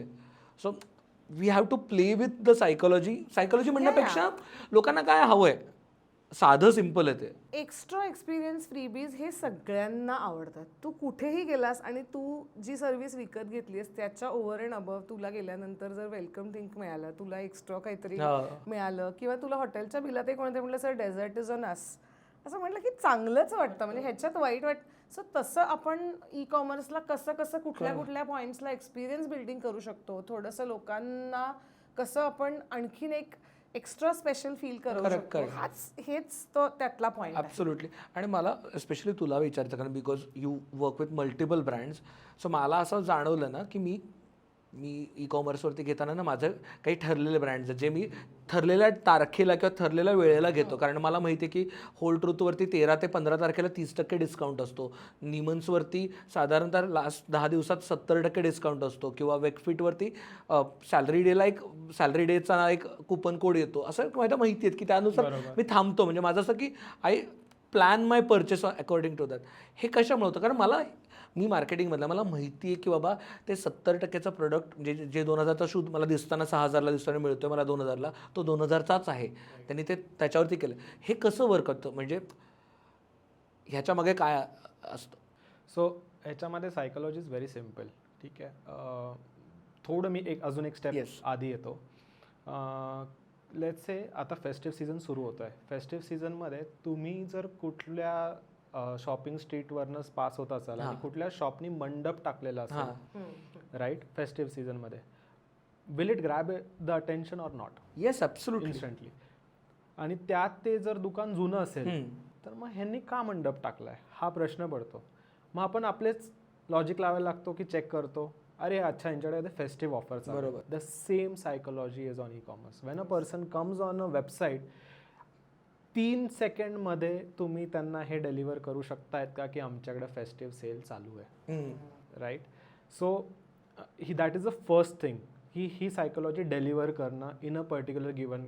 C back of the mind सगळ्यांना माहिती आहे दिवाळी येते, नवरात्र येते, आता पितृपक्ष चालू आहे, तर लोकांना माहिती आहे की आता ग्रेट इंडियन फेस्टिवल 27 तारखेला चालू होते, पण काही लोक शॉप नाही करणार, पण ते ॲड करून ठेवतील. दे आर स्मार्ट की पितृपक्षाच्या पिरियडमध्ये जे लोक ॲक्च्युली काही शॉप करत नाही, ते 27 ते 3 तारखेपर्यंत, जेव्हा पितृपक्ष चालू 3 का 4 पर्यंत आहे, तोपर्यंत ते गोष्टी ते स्कॅन करून आपल्या कार्टमध्ये ॲड करून ठेवतील आणि ते 4 किंवा 5 तारखेला जेव्हा नवरात्र चालू होईल तेव्हा ते ऑर्डर करणार आहे. येस, हे सायकोलॉजी तुम्हाला माहिती पाहिजे तुमच्या टार्गेट कस्टमरची. तर नॉट नेसेसरी कोणताच प्रॉडक्ट पितृपक्षात घेत नाही असं नाही, प्रत्येकाचा वेगळा बट वेगळा. प्रत्येकाचा वेगवेगळा आहे त्याच्यामध्ये. So from a brand point of view तुम्हाला माहिती पाहिजे की तुमचा कस्टमर कधी येतोय, तो आल्यानंतर इन्स्टंटली तो कुठे जातोय. सो यासाठी टेक्निकल गोष्टी जर मी बोलायला गेलो तर हीट मॅप्स, स्क्रोल मॅप्स ह्या गोष्टी खूप वापरल्या जातात की हे तुम्हाला एक्झॅक्टली सांगतं की कस्टमर तुमच्या वेबसाईटवरती आल्यानंतर तो पहिले किती पर्सेंटेज ऑफ युअर वेबसाईट तो खाली स्क्रोल करतो आणि किती customers out of 1 lakh customers जर तुमच्या वेबसाईटवरती येत असतील त्याच्यामधले किती कस्टमर्स एंडपर्यंत जातात. सो मग पहिल्या 10, 20, 30% काय प्रायोरिटाईज केलं पाहिजे, ठीक आहे. आता त्याच्यामध्ये प्रायोरिटाईज करताना ब्रँड्स युजली प्रायोरिटाईज करतात की आपण ऑफर्स दाखवूया, जो नवीन कलेक्शन आलेला आहे तो पण दाखवूया, न्यू अरायवल्स, आणि जर अपकमिंग काही ऑफर किंवा त्यांचं ऑफलाईन एक्झिबिशन कुठल्या सिटीमध्ये येणार असतील तर ह्या 2-3 गोष्टी तिथे आपल्याला प्रायोरिटाईज करायच्या आहेत, राईट. ह्याचे 3 फायदे, म्हणजे ऑफकोर्स हे प्रत्येकाचा एक फायदा. सो फर्स्ट इज ऑफर असेल तर मला माहिती आहे की इथे काहीतरी आज ऑफर चालू आहे, I will immediately start hunting for that. मी त्या बॅनरवरती क्लिक करणार, मला त्या कलेक्शनमध्ये किती प्रॉडक्ट्स काय आहेत ते सगळं दिसायला लागणार.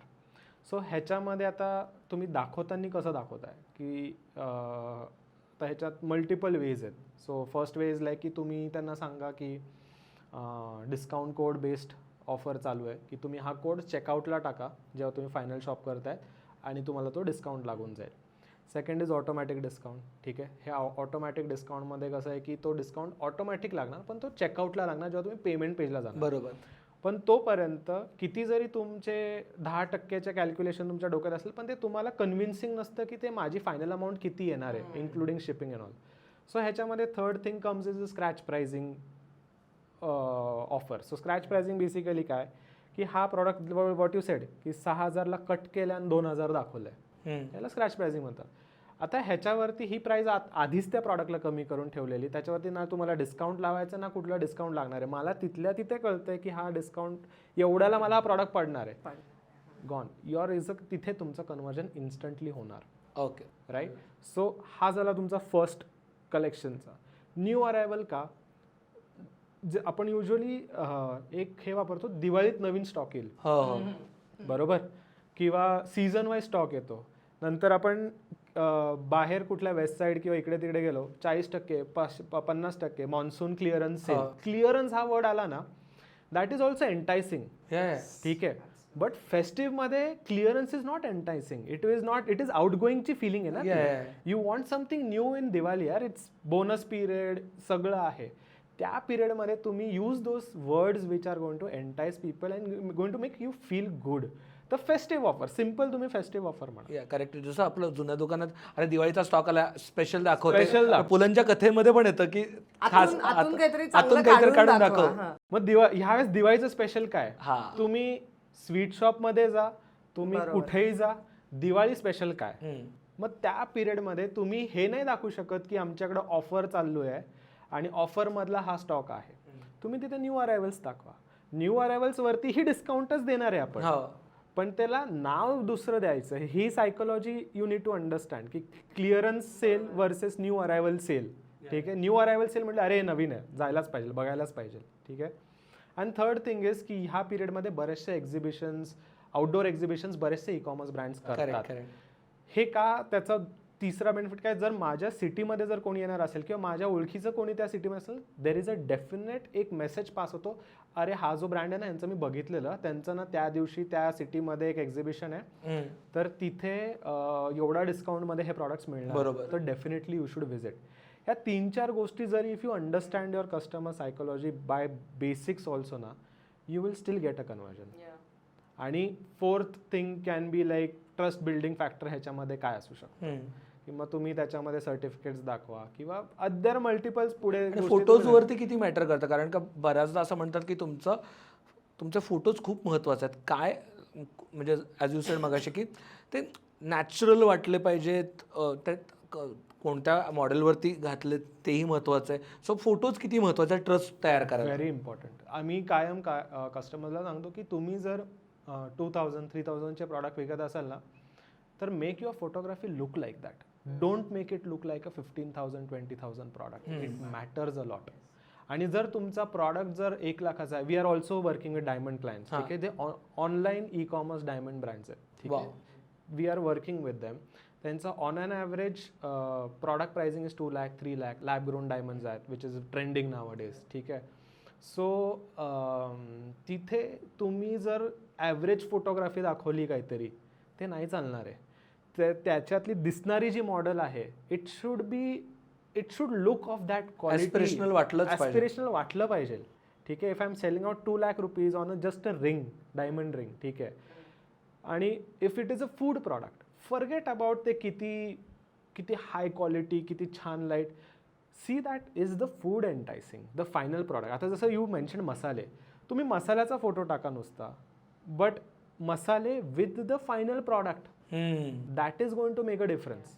करेक्ट. मसाले तर म्हणजे मसाल्याचा फोटो टाकून काय करणार, म्हणजे काय करणार, कारण it is a ingredient. It is a product which needs to be added to something.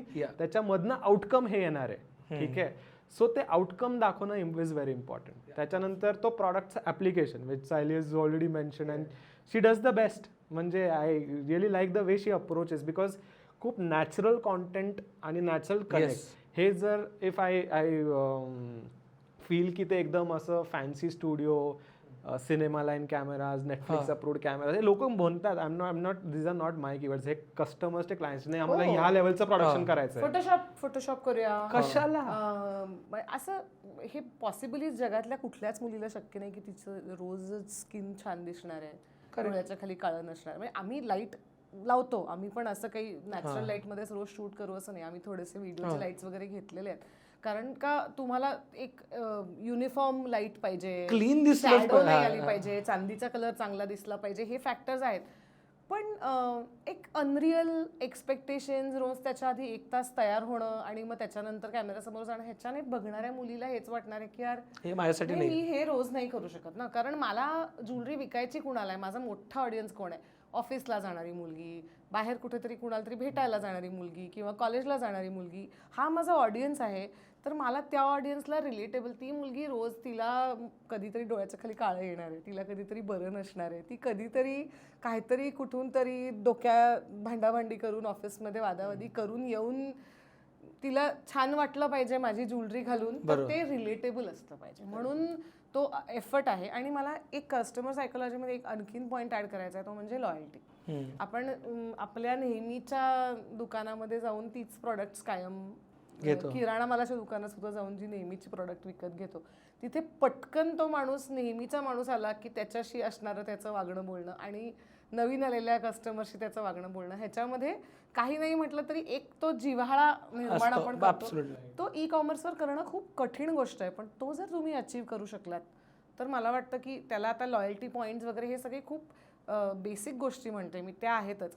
पण एक्सपिरियन्स म्हणून, ब्रँड म्हणून तुम्ही जर लॉयल्टी माणसाला ई कॉमर्सच्या थ्रू दाखवू शकलात की आम्हाला माहिती आहे तुम्ही आमच्याकडनं नेहमी घेता, so and we are doing the special things for you, असं जर आपण करू शकलो तर मला वाटतं की खूप. आणि ते मी म्हटलं तसं की ई कॉमर्सबद्दल एक गोष्ट आहे की हे रोज काहीतरी करावं लागतं. असं कधीच होणार नाही की आता माझी वेबसाईट झाली, आता माझं व्हॉट्सअप झालं, आता माझं इंस्टाग्राम झालं, आता मी बसून छान प्रोडक्ट बनवते आणि विकते, असं नाही होऊ शकत. इव्हॉल्विंग आणि सतत लक्ष ठेवायचं आहे. आणि काही ब्रँड्स खूप हेजिटेट करतात डिस्काउंट्स द्यायला. ते म्हणतात आम्हाला डिस्काउंटवाला ब्रँड नाही बनायचं. ही टर्मिनॉलॉजी आहे, आम्हाला डिस्काउंटवाला ब्रँड नाही बनायचा. But see, at the end of the day तुम्हाला हे अंडरस्टँड करणं खूप जास्त गरजेचं आहे की कस्टमर इज, किती जरी आपण इंडियामध्ये म्हटलं निश ऑडियन्स, हे audience, base foundation is always price consciousness. That is very important to understand. किती जरी तुम्ही म्हणजे HNI लेवलला जरी गेला ना, तिथे पण ते तुम्हाला विचारतील एक कस्टमर लॉयल्टी काय असते की एका ते ज्वेलरकडेच जातात ते एका एक्सपेन्सिव्ह, पण तिथे त्यांना काहीतरी डिस्काउंटेड रेटच मिळतो. And that is very important.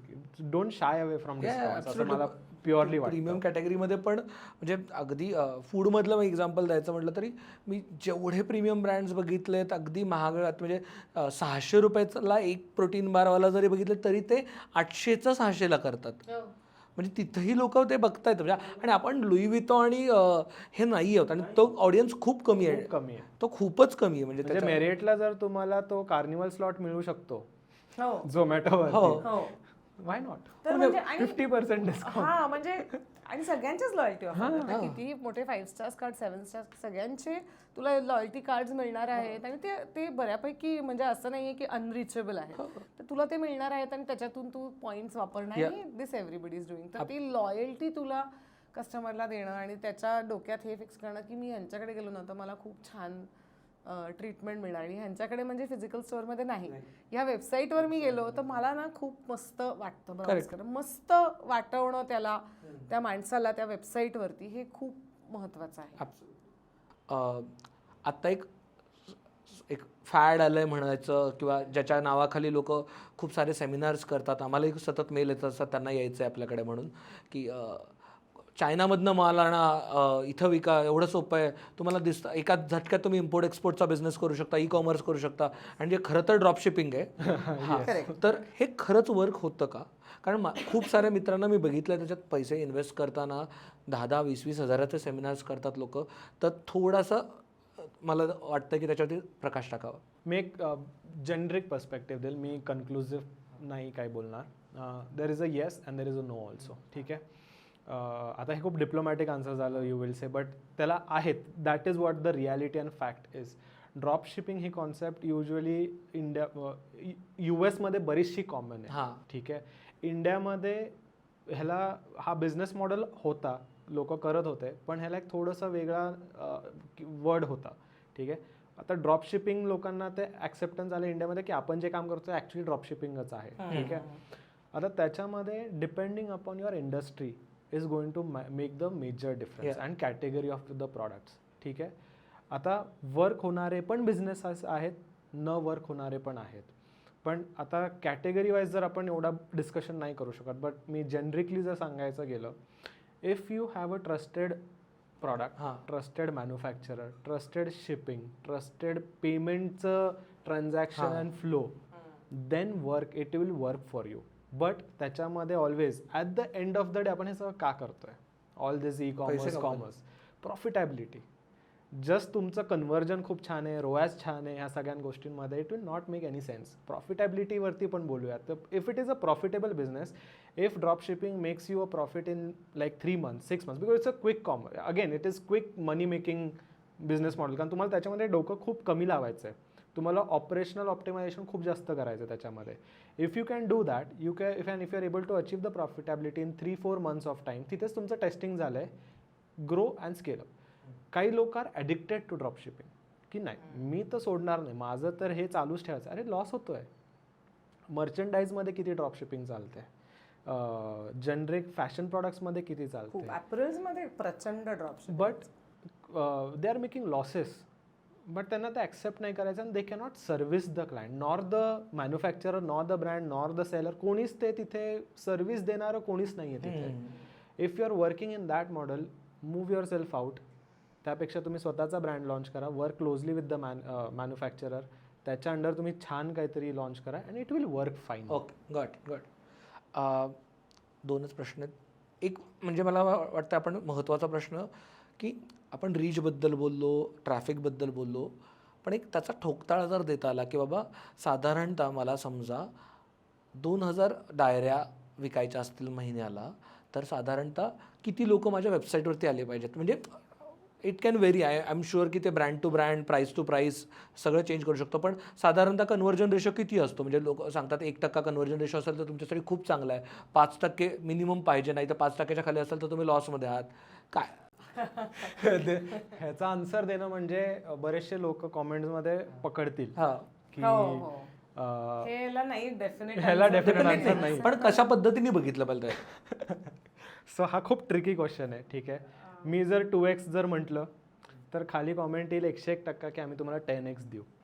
ठीक आहे. And I don't want that to happen because realistically there is a different x which is a realistic x and I guess Saili can really know that x की खरं किती conversion x असतो 10x 15x किती realistically आहे. But C तुम्हाला 2000 डायऱ्या विकायच्या आहेत. ठीक आहे. तर तुम्ही ॲटलिस्ट 1,00,000 लोकांपर्यंत कसं पोचू शकतात. ठीक आहे. That should be your focus. ठीक आहे. हे खूप अगेन आता ह्याच्यामध्ये पण मला बरेचसे लोक पकडतील आम्ही 10,000 मध्ये तुम्हाला 2,000च्या डायऱ्या विकून ठीक आहे पण साधारण मोठी बट ॲटलिस्ट टार्गेट 1,00,000 पीपल. तुम्हाला त्याच्यातनं टेस्टिंग होईल की तुमची ऑडियन्स कोण आहे. जर त्या 1,00,000 मधनं सगळंच गेलं म्हणजे तुम्ही have wasted the budget. That was not a planned budget that you have executed. So टप्प्याटप्प्याने बजेट्स हे करा. 10,000 ना त्या 10,000 मधनं काय आलंय होतंय का ग्रॅज्युअली स्केल अप करा rather than directly bringing 1,00,000 directly to your website. 10,000 20,000 50,000 मग you can always have that. हळूहळू सॅम्पलिंग करत सॅम्पलिंग करणं इज व्हेरी इम्पॉर्टंट. आणि ऑडियन्स सेगमेंटेशन आणि प्रत्येक ई कॉमर्सच्या बॅकएंडला ऑडियन्स सेगमेंटेशन असलंच पाहिजे.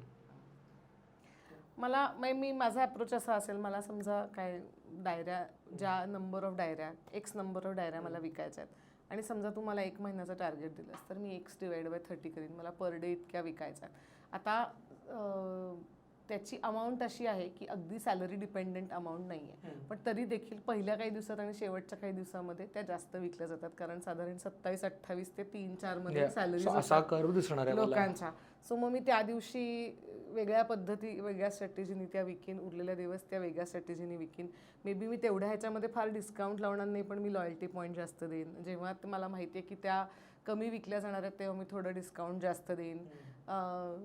आणि दुसरा त्याच्यातला फॅक्टर हा सुद्धा आहे की मी ह्याचाही विचार करेन की महिन्याभरात अशा कुठल्या ऑपॉर्च्युनिटीज आहेत जिकडे मला ती डायरी एकदा युटिलिटी म्हणून दाखवता येईल, एकदा गिफ्टिंग म्हणून दाखवता येईल, एकदा प्रॉडक्ट ॲड ऑन म्हणून दाखवता येईल की माझ्याकडच्या एका मोठ्या प्रॉडक्ट तुम्ही घेतलं तर ही 700ची डायरी मी तुम्हाला 500 मध्ये देईन. अशा वेगवेगळ्या गोष्टी करून मी त्याचा एक प्लॅन करीन. आणि अर्थातच त्या प्लॅनच्या पेक्षा 10 ते 15% इकडे तिकडे तू असणारच. मी प्लॅन केला त्याच्याहून खूप जास्त परफॉर्मन्स झाला किंवा मी प्लॅन केला त्याच्याहून खूप कमी परफॉर्मन्स झाला पण एवढ्या डिटेलपर्यंत जर आपण त्याचं काम केलं तर प्लॅन केला आणि 100% वर्कच झाला नाही असं नक्की नाही होणार असं मला डेफिनेटली वाटतं. लास्ट प्रश्न सगळ्यात महत्त्वाचा असं काही खूप महत्त्वाचे डूज अँड डोंट्स असतील का जो कोणी ई कॉमर्समध्ये आता जस्ट चालू करतोय किंवा ट्रॅडिशनल ब्रँड कन्वर्ट करतो ई कॉमर्समध्ये ॲड करतोय तर काय महत्त्वाचे डूज अँड डोंट्स की ह्या गोष्टी अजिबात करू नका किंवा ह्या गोष्टी निगोशिएबल नाही आहेत ह्या नाहीच करायच्या कधी आणि ह्या नाही केलं तर तुमचं काहीच होणार नाही. मला ॲक्च्युली खूप छोटं उत्तर आहे माझं ह्याच्यावरती. मला असं वाटतं की तुमच्या ब्रँड किंवा तुमच्या प्रॉडक्ट किंवा तुमच्या सर्व्हिसबद्दल तुम्ही जी माहिती लोकांना देताय त्याच्यात तुम्ही फसवू नका. हा माझ्यासाठी खूप महत्त्वाचा फॅक्टर आहे बिकॉज त्याच्यातून रिव्हर्स परत येणं आणि परत शून्यातून चालू करणं खूप डिफिकल्ट होतं. असं मला वाटतं की transparent selling of services or product is a must do thing. आणि सेकंड गोष्ट जी I think every person who is running a business should know is e-commerce is not a one-time activity and it's an ongoing activity. Every single day you will have things that you need to implement. रोज यायचं आहे, रोज बघायचं की आता काय अजून चांगलं करू, अजून कसा ई कॉमर्सचा एक्सपिरियन्स अजून कसा चांगला करू किंवा नवीन काय करू, अजून काय इंटिग्रेट करू. तर ह्या दोनच गोष्टी ऑनेस्टी अबाउट युअर प्रोडक्ट आणि whatever you are trying to sell. Also accepting if sometimes you go wrong की नाही हे चुकलं. येस ते. आणि second is ongoing. It's very important. E commerce is ongoing commerce. It's not one time activity. So as per me start with a why की तुम्हाला e commerce खरं करायचं आहे का जस्ट बिकॉज फॅड चाललं आहे. आणि एक कसं आहे की आता बरेचसे टी व्ही सिरीजवरती आपण बघतो किंवा बरेचसे शोज आहेत रियालिटी शोज जिथे खूप स्टार्टअप्स येतात आणि ऑलमोस्ट सगळेजण are e-com some or the other way they are selling through e-com. So त्यावेळेस काय होतं तिथे ते नंबर्स दिसतात आणि असं होतं की आणि आमच्याकडे आत्ता लाईव्ह केसेस आहेत इन टर्म्स ऑफ क्लायंट्स की तिकडे काहीतरी बघितलं आहे ह्या इंडस्ट्रीमध्ये बरंचसं काहीतरी बूम चाललं आहे म्हणून आपण ई कॉमर्स चालू करायला पाहिजे. सो त्याच्यासाठी बिलकुल नका करू. If you genuinely have a product आणि तो प्रॉडक्ट जेन्युइन आहे, सायली हॅज ऑलरेडी कवर्ड, तो जेन्युइनली तो लागणारा प्रॉडक्ट आहे, नीड आहे, वॉन्ट आहे, खरं त्याचं मार्केट किती आहे, आणि तो don't push your product on your any of your customers. That is a biggest thing. Mainly brands, e-com ब्रँड्सचं कसं होतं की माझा सर्वात युनिक प्रॉडक्ट आहे आणि आम्ही जेव्हा ब्रीफिंग मीटिंगला बसतो ना, तर पहिलं ओपनिंग स्टेटमेंट असतं आमच्यासारखा ब्रँडच नाही, की आमच्यासारखं प्रॉडक्टच नाही आहे. मी तुम्हाला सांगतो आहे, ठीक आहे. तुम्ही जर ते आहे हा माझ्या खरं जेन्युइनली जरी नसेल, पण जर तुम्ही ते आहे म्हणून जर घेतलात ना, तर तुम्ही थोडेसे कमिटेड राहाल तुमच्या प्रॉडक्ट आणि क्वालिटीला, right. That would be the first step, ठीक आहे. त्याच्यानंतर ॲब्सल्यूट तुम्हाला नेसेसरी वेबसाईट किती आहे ह्याचं तुम्ही थोडं गेज करा. Don't invest on website just because you have to, की आपली एक फॅन्सी ई-कॉमर्स वेबसाईट मला पाहिजे आहे, ती साईट चलो देऊ आपण करून, झाली, तयार झाली, त्याच्यानंतरचा प्लॅन कुठे आहे? Do you have that plan? So don't go without a plan, go with a plan, ठीक आहे. दोन्हीकडे डोंट आणि डूजमध्ये. आणि once you start with that, की make sure you don't ruin the customer experience for your brand and for the industry. Because industry लेवलला लोक प्राइसिंगनी खूप इंडस्ट्री खराब करतात. बरोबर. जे आणि आय फील की when you are coming into an e-commerce ecosystem ना, तुम्ही हे कन्सिडर करा की तुम्हाला जिंकायचं नाही आहे, इंडस्ट्रीला जिंकायचं आहे. थोडा तो अप्रोच ठेवला ना, तर तुम्ही फेअर प्राइसिंगवरती खेळा, फेअर डिलिव्हरी पॉलिसीजवरती खेळा, फेअर डिस्काउंटिंग ऑफर्सवरती खेळा, आणि let it be a fair fight of the product and the brand experience ना. Why are you making it more of a price, म्हणजे मी याची प्राईस तोडतेच. आणि झालंय, हे होतात गोष्टी आज. त्याच्यावरतीच एक फ्लड करून टाकू फ्लड market. करतात. हां. सगळ्यात कळीचा मुद्दा, लोक म्हणतो तू अखंड ई कॉमर्स बोललास आणि महत्त्वाचा मुद्दा नाही विचारलास, फ्री डिलिव्हरी. ते येस, जर डूजमध्ये I would put give free delivery, but ती फ्री डिलिव्हरी अशी असली पाहिजे की ती तुम्हाला अफोर्डेबल पाहिजे. ती कॉस्ट इंटिग्रेट करून घ्या आधीच.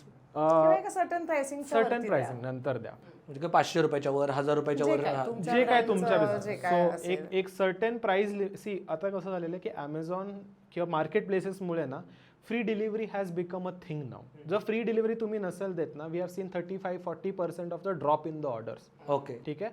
बट त्याला तुम्ही कॅप करा, जसं ॲमेझॉननी इनिशियली सगळं केलं आहे फ्री डिलिव्हरी कुठल्याही अमाऊंटवरती. पण आजही ॲमेझॉन, आज जर तुम्ही ऑर्डर केला तर तुम्हाला तिथे कॅप आहे की मिनिमम एवढ्याची ऑर्डर असेल तर free delivery, irrespective of your prime member or not a prime member. ठीक आहे. सो ती कॅपिंग असू द्या फ्री डिलिव्हरीची. So free delivery is very important. जसं मी percentage wise I can tell you that 35-40% will affect. It will make a difference. Give a free delivery. I guess आपण सगळं कवर केलेलंच आहे. थँक्यू सो मच तुम्हाला दोघांना. तुम्ही खूप डिटेलमध्ये आम्हाला 2-2.5 तास त्याच्यावरती डिटेलमध्ये सांगितलं. आय एम शुअर याच्यापेक्षा अजून बरंच काही काही आहे. जर तुम्हाला अजून इन्फॉर्मेशन असेल तर तुम्ही अर्थात कॉन्टॅक्ट करू शकता या दोघांनाही. ते दोघे इंस्टाग्रामवरती आहेत, लिंक्डइनवरती आहेत. त्यांच्या वेळेनुसार ते तुम्हाला अर्थात मदत करतील. आणि अजून तुम्हाला काही महत्त्वाचा प्रश्न वाटत असेल तर नक्की कॉमेंट्समध्ये सांगा. आपल्याला असं वाटलं की अजून एक त्याच्यावरती एपिसोड करावा, कारण मला आत्ता लक्षात येतं की ई कॉमर्सबद्दल अजून बरंच काही काय बोलायचं. त्या एवढ्या एकाच बैठकीत नाही कवर होणार. तर खाली कॉमेंट्समध्ये सांगा, आपण कवर करायचा प्रयत्न करू. आणि अजून कोणते कोणते बिझनेस फंक्शन्स असतील, बिझनेस डोमेन्स असतील ज्याच्याबद्दल तुम्हाला वाटतं की आपण मास्टर क्लास घ्यावा, डिटेलमध्ये एंड टू एंड संभाषण करावं, कोणत्या एक्सपर्टसोबत बोलावं, तर प्लीज आम्हाला कॉमेंट्समध्ये सांगा. आणि जर सबस्क्राईब नसेल केलं तर प्लीज सबस्क्राईब करा. कॉमेंट करून सांगा काय आवडलं, काय नाही आवडलं. We are happy to take your feedback. अगदीच आम्ही तुमच्या प्रत्येक फीडबॅकला रिप्लाय देऊ. धन्यवाद. लोभ असावा. थँक्यू. थँक्यू.